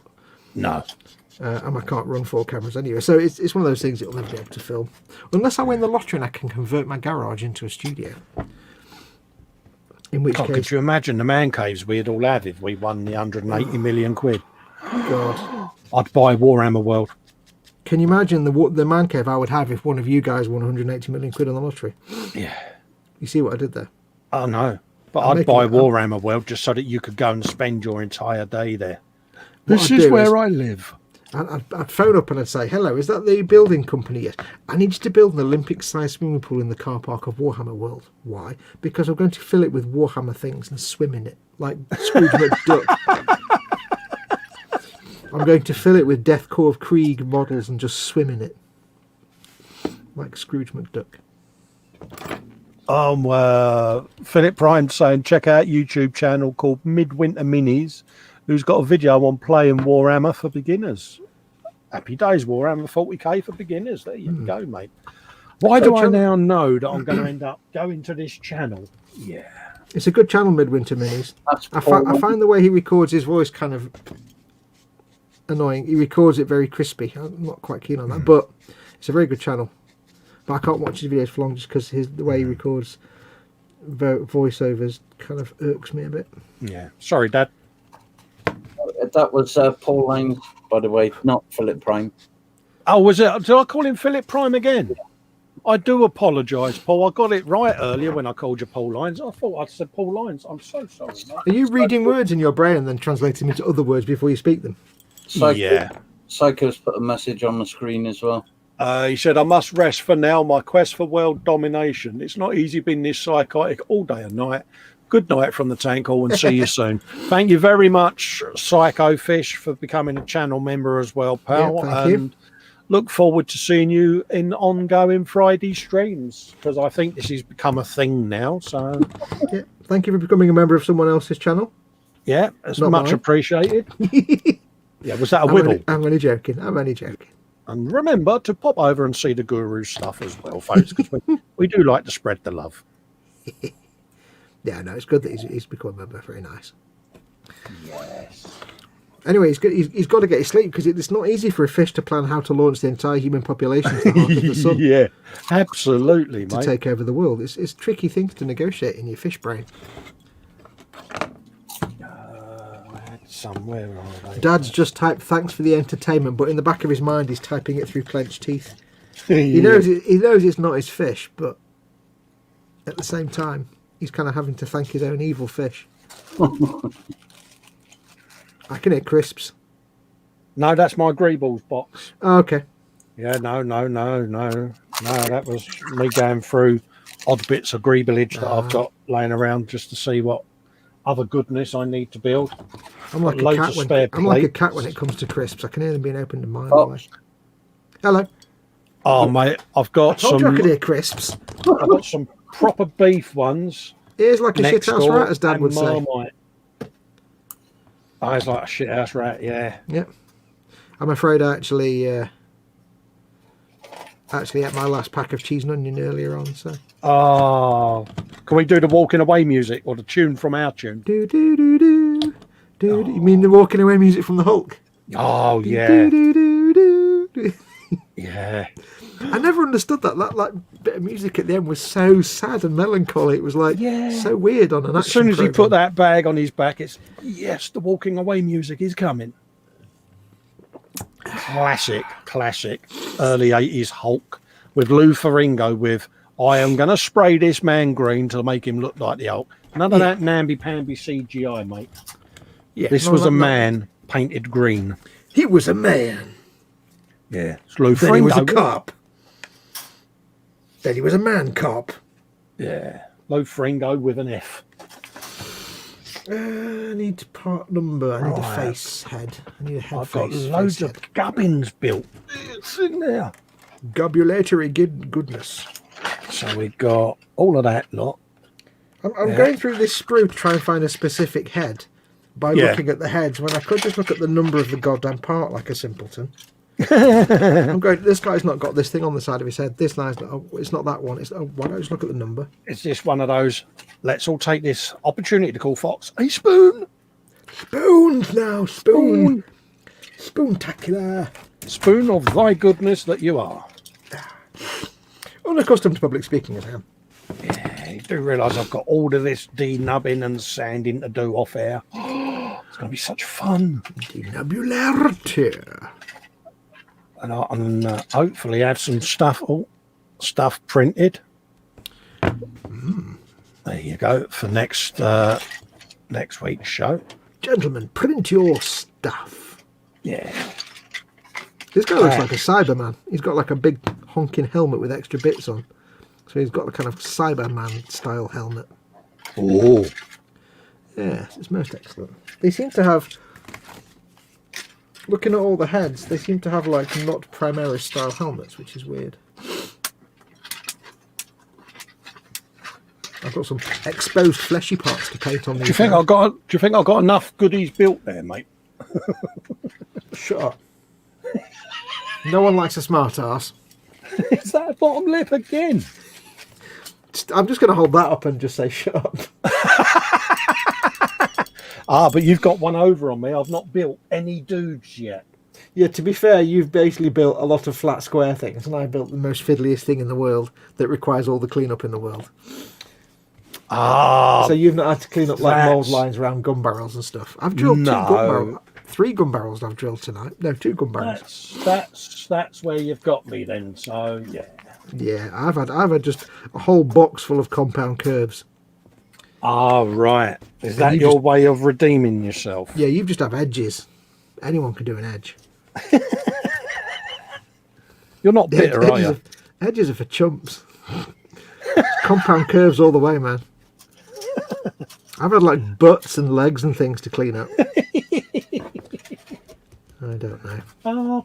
I've just been top trumped on Warhammer geezers and dudes. Yeah, my butt's better than your butt.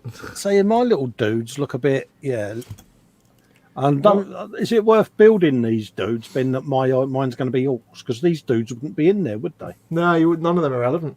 No, they'd be hostage, wouldn't they? See, so well, they'd be just dead. Yeah, I could always build them. Hostages. Yeah, I could always build them splattered somewhere, couldn't I? But, yeah, you could cobble them together. Although 2 of them are only half people, so. Yeah, they're good greebles, though. Good greebles. But you could probably cobble together. It depends what figures you've got there, orc-wise, because on an orc, something like a Baneblade, what you tend to have is like an orc commander, of some sort, like a proper big orc, and then the crew in the tank, like in the other turrets, will be little Gretchens, little dudes, little snots and grots and things. It wouldn't be all orcs. It'd be like 1 or 2 main orcs, but you'd have like grots and things, and they're the little goblin-y guys. Yeah, because they're just like little minions. Well, I've got some resin 3D print files to print out of different orc figures and that. But so I'm going to have a looky-loo to see what ones I've got there. So. Well, the ones with the big square jaws and the boots and pants and stuff. Yeah, they're just orcs. Yeah. The little sort of goblin-y ones with the big pointy ears and the massive nose, they're the Gretchen. Oh right, they're like the middle size. They're the little minions, and then you also get snots or snotlings, which are even smaller, but they're just like little more animals than little dudes. Oh right, yeah. But what you tend to do is, if it was say a tank, you'd have the orc, the main orc like commander, but then the grots or Gretchens will be all around different parts of the tank, but doing just stupid stuff like hanging off. Yeah. One of them might be like manning a gun. The other one would be like hanging off the barrel, just about to be accidentally shot out of it or something. Happy days. So you can get the comedy with the little dudes. Yeah. You'll see on some of the like that Boomdacker Snazwagon, the little dudes are the Gretchen. Yeah. I will probably end up getting some dudes. Yeah. But if you've got 3D print files for them.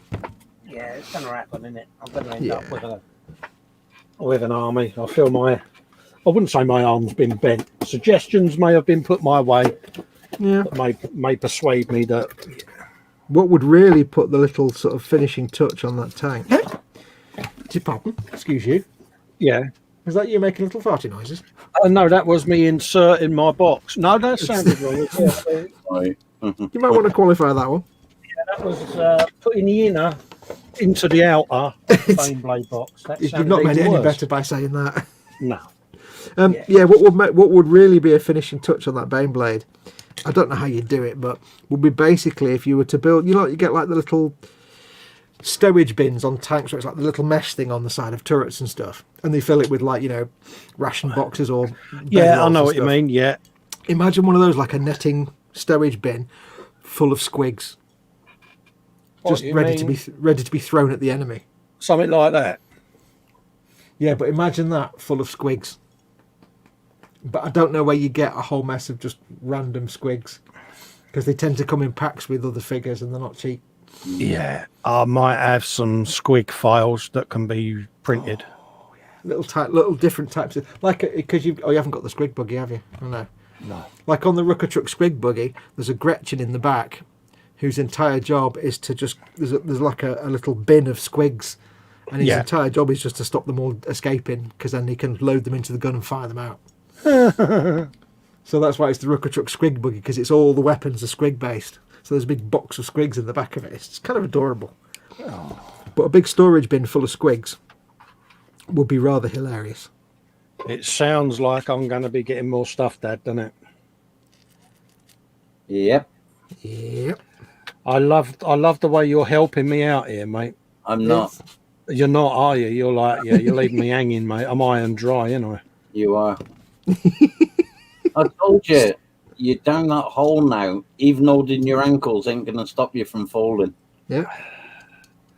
See, folks, just remember this night that, you saw Dad really not support poor old Festa in his moment of need and left me hung up like a wet mackerel. Yeah. Do you know what? I walk into the room and suddenly everybody's fighting everybody else. I love it. I do nothing but sow division and distaste amongst people by spreading the joy of Warhammer. No, it's one of those, and it's that in thing, isn't it? It's that in joke with us all, It's like, yeah. It's a bit like walking into the UN and handing over nuclear secrets to the North Korean ambassador, really, isn't it? I've just done. It's not going to end well, and everyone's going to be angry. No, but it's good fun, isn't it? Yeah. At the end of the day. Yep. I'm going to switch to face cam because I'm done building, because I've got loads of stuff built and it's drying. Stuff. Well, I can't really show it because you can't really see on camera, but I really like that guy's head. He's got like a wrist I'll put your full communicator screen device computer, and he's looking at it while he's pressing the buttons. I like that. Yeah. Look at that. Happy days. You full screen. I didn't realise. Do you want to pop in, Dad? Pop in, Dad. Ooh, pop in and have a yatter, mate. It's what we got going on in the chat. Jamie Bones saying, Colin, just remember it could be a Revell shuttle or an Headfall Swamp. Absolutely. Yep. At the end of the day, you may rue the fact that I'm getting you on this Warhammer kick, but have to say, are they not the best going together models you've ever made, apart from Bandai? I've enjoyed it, to be honest with you, I must admit. I mean, when I did that Bandai AT-AT, it was my first real foray into it, and I may be throwing Warhammer at you, but I'm also helping you have stress-free builds where you can be creative and not stress about the build. Well, see, you kind of played a trump card when you got me to do the Kshatriya, didn't you? Get that one. And it was like, I smelt the Gundam goodness, and you're like, now what might help you as well is having some kind of Warhammer stuff. And I'm like, I know what he's doing here. I know what he's doing. But here's something you'll like, and 5 other things you'll like at the same time. Wait, what? Colin, when we go to Warhammer World, do not follow Fox. Go a different route because he immediately goes to the shop. Yeah. Oh, hang on a minute. When your hand goes in your wallet, then because. But what am I supposed to do if he grabs hold of the handles of the pram and pushes me in that direction? I've got no way of escaping, have I? I hate to tell you this, Cole. What Dad's not telling you is that when you go to Warhammer World, you walk in the glass door at the front, and you're in this little lobby with a half-filled display case with some really crappy models in it, and you're like, it's a bit rum. And then you open this door, you go into the one door you can go through, and you open the door and you're in the shop. It's the shop. You literally, the first place you go through is into the shop. So how much of Festa's coin are you planning on removing? Not me. He's the guy in the shop that'll do that for you. Yeah. But that's the thing, it's funny, is literally normally you go on a tour of place and you come around to the shop at the end. In Warhammer World, the first place you go, you can't not go into the store. No. You know what's going to happen, don't you? I'm going to come out with one of them teapots, It's going to happen, isn't it? That's what I came out with. So basically, what you're saying then is what's good enough for you is good enough for me, and yeah. Yeah, anyway, don't worry, Colin. When we went last time, was it Paul? Paul was really fighting a battle not to drop 300 quid on a resin model of Smaug. Really? Yeah, there's a beautiful, massive, because they do Lord of the Rings as well. There's a beautiful, Yeah. massive model of Smaug. And it I was can like, it was imagine like, Paul was like, oh, I want it, but it's £300. Oh. We had to walk around the whole exhibition centre with a trouser tent going on. It was quite embarrassing. yeah, but you just know somewhere on that model, Paul would do a gentleman's part, wouldn't he? Oh, yeah. But thankfully, the majority of Warhammer World is you start off in the shop, but then the majority of it is walking around looking at all the displays. Yeah. And then at the end, you come back and you've got gaming tables and you've got the restaurant. Yeah. So it really is just a chance to walk around and look at some of the fantastic displays and dioramas. They're amazing. Philly says he's got a decent bit done on his big alt tonight. Glazes and fiddling with the details. Sergeant Bones says, get Cole to buy a Titan. Why do I feel you're tucking me up here, Sarge? Is that one in the background, Fox, on the artwork? It depends. Technically, the Plastic Imperial Knight is technically a Titan. It's a Knight Titan, but it's just like a 70 quid job. The Forge Wheel resin ones, the one that's in your backdrop that people can't see because it's just behind your head, that's a Warhound Titan. Yeah. It's about 2 foot tall. It's all resin. It's about £1.50 when you get all the bits together. But there's also, I see what you're doing, Sarge. Finger of shame. But there's also bigger Titans. There's the Warlord Titan, which is about, I think, 3 foot tall. Again, all resin. And that's about £2.5 I think you get everything. There's one of Midwinter Mini's videos. He built the hand unit because you barrel them separately. He built the hand unit for his Warlord Titan, and he said, "Here's the hand for my Warlord Titan. Here's my girlfriend hand." And his girlfriend hand was like half the size. Oh. And that was just the hand for this Titan. So it's you can imagine. Colin's bought the Titan.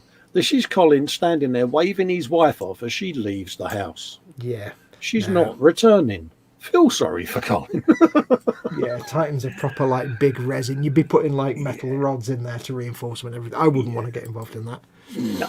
I mean, like I say, once this is built, I'll start building the Valkyrie. And I can have a good old spray fest then of everything, can't I? And spray your things.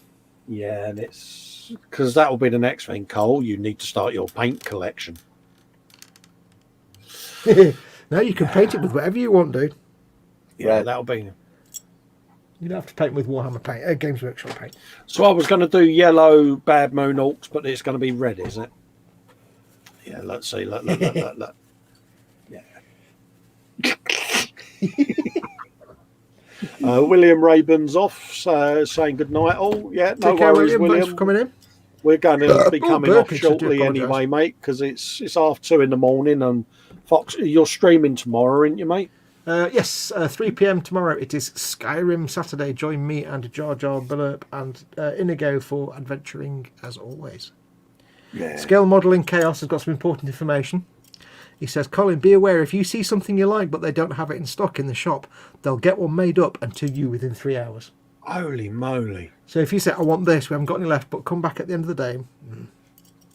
Damn. Also, the in-house beer in the restaurant is very nice, in Bugman's. They've got some made-up in-house beers, and they're actually really nice. Oh, so that's what he's planning to do. Let's get Festa inebriated and then wheel him into the Warhammer shop. Wheel him back into the shop. You have to go past Forge World to get to the restaurant. I was just going to say that. You've got to go past Forge World. Yeah, so you've got to go past Forge World, then get to the bar, then get sponged, and then go back past Forge World again. It's not going to end well, is it? No, I'll just be saying to the wife, he made me do it. She go, don't you go blaming the nice man. Ah, yeah, can you give me a quote on a price for a taxi to Nottingham with an 8-hour wait, please? Yeah. Oh, bless. Edward Leonard saying, but after painting a dank old Tograph, or Trogoff even, I kind of had a thought that I have peaked, and it kind of put me on a slow down. My eyes are sharp, but finally I painted a Night Canine Rex and got on. There you go. Edward Leonard, I will be painting the Canis Rex for e-models. Yeah, I've got the kit here. I'm just waiting for them to get more paints in stock so I can start filming it. Lynn's saying she must come and go to the Warhammer world. Yeah, I mean, hopefully when the world's stopped being on fire and we're all double vaxxed and everything, we can This is I don't know if Warhammer World is worth a trip from another country, but it's good. But I don't think it's Yeah. that good. It's one of those, isn't it, where we've all said, oh, we'll meet up, and it's like a reward, isn't it, for us all at the end of the day to have a good goof round, isn't it? Yeah, it's basically a Warhammer store with a lot more display cabinets and a restaurant and beer. Panzer Koenig saying, poor Colin, you feel my pain. I'm feeling the love, Panzer, mate. Don't. No. What? What? Well, you saying don't feel sorry for me? Why is that then? Because you're on your way down the hole and there's no turning around. Yeah, but you're the bloke who's doing a build series on Ed Force 1, mate. So what more can I say? That's a whole different hole, though, Col. You didn't get one, mate. You can't get them for love and money. Yeah, but that means Dad's got a hole filled with despair and sadness. Yeah. Where you've just got a hole filled with Warhammer, which is much better. Dare I say it, it's going to be quite easy to store. Oh, no, I'm going to end up with a Warhammer shelf, and it's going to be a nightmare. Well, you've got that enormous sun lounge as well, don't forget. Your enormous conservatory. Yeah, the conservatory. There's a lot of windowsill space in there, mate. No, you can't put them in there because that'll melt the plastic. Yeah, you melt them. Oh, will it? Yeah. Oh, I won't put them in there then. Panzer says, yeah, but I'm Scottish and I'm thinking of your poor wallet. Yeah, my missus, luckily for me, my wife's Scottish, so Thrift is her middle name, mate. So, oh, no. But, Edward Leonard says, paint the little mine pilot, Fox. I will do, don't worry. I like painting Warhammer figures, they're brilliant. Yeah, no, I mean, I'm looking forward to the Valkyrie. There's going to be, lightage and possibly some kind of aircrafty type soundage going on. So, it's... Yeah. Get a little sound effect of the bolters going. Big, massive. I'm sure I can get sound files of the appropriate type. Yeah. Either that or just record as I'm going around Warhammer World, kind of, look at that sound. Do they have audios? The thing is, the only problem with going to Warhammer World again is I posted up like 1 million photographs last time we went, saying, here's all the pictures from Warhammer World of every single thing in the place. Yeah. So if I go again, I can't really take the same pictures again. Yeah, but you'll be there going, this is a picture of Festa after he fainted, after he went into Forge World. What you can do, Fox, you can advance, write him a letter and ask him if you can film while you're there. That's true. You can. That's true. There's no filming at Warhammer World, but you can ask them for permission in advance. They do let you occasionally. Because they said that, didn't they? Said, yeah, if you next time you come, if you let us know in advance, we can maybe make allowances for your filming.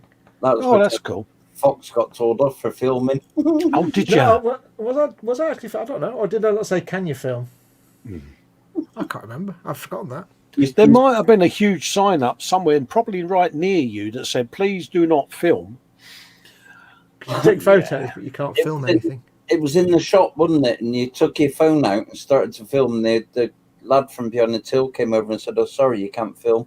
No, that's right. And you went, oh, right, okay, no worries, no problem. Yeah, he said, yeah, you can take pictures, you just can't film. I don't know why, but... Yeah, you can take pictures, but if you write in advance, the chances are you'll be allowed to film. It's probably just so they can have some control over what people are actually saying, filming it probably a little bit, maybe. Yeah.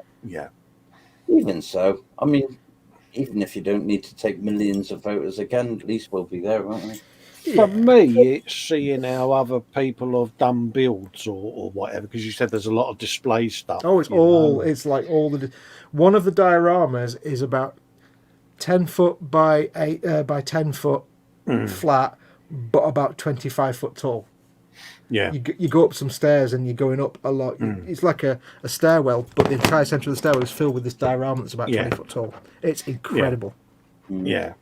Because I enjoy seeing them painted. The effects people do and that, it is art at the end of the day, and and if it improves my painting skills, I'm all for that. So yeah, take lots and lots and lots of photographs.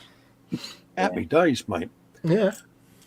Well, folks, I suppose being that it's 2:45 in the morning, we'll come off air and let these lovely people that have joined us tonight get on with their lives. Yeah. Take one last look at Festa before he ends up buying yet more Warhammer stuff. Remember Festa before he bought all these extra things he hasn't yet bought. Yeah,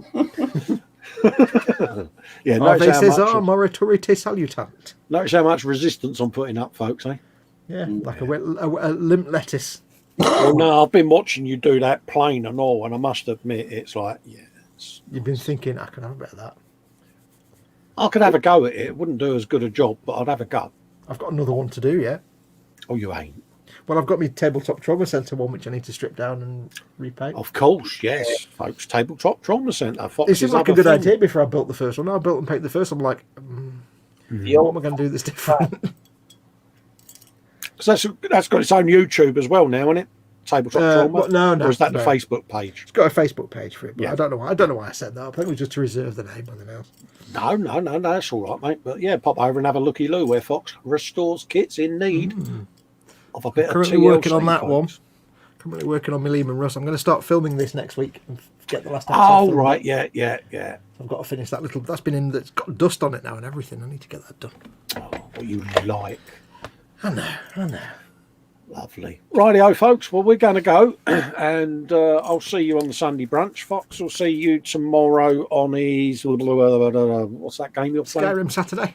That's the one. That's the one. 3:00. There you go. Over on the Model Making Guru channel. Dad's pointing at something. Yeah, I said what he said. All right. Yeah. Yeah, no worries. And tune in to see me on the Sunday brunch with Dave, and then on Monday, the Monday at the Bench show with Mike, and then a Wednesday at the Bench with Dave, and then next Friday for another Friday stream. Yes. And me and you at 6 o'clock on Sunday.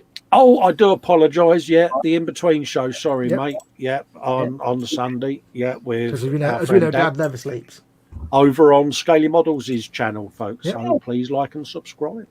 Thanks for watching. Yep. Thanks for Take care, keeping everyone. us company, and we'll see you for the next show. Ta-ra, folks. Good night, everyone. Bye. Bye.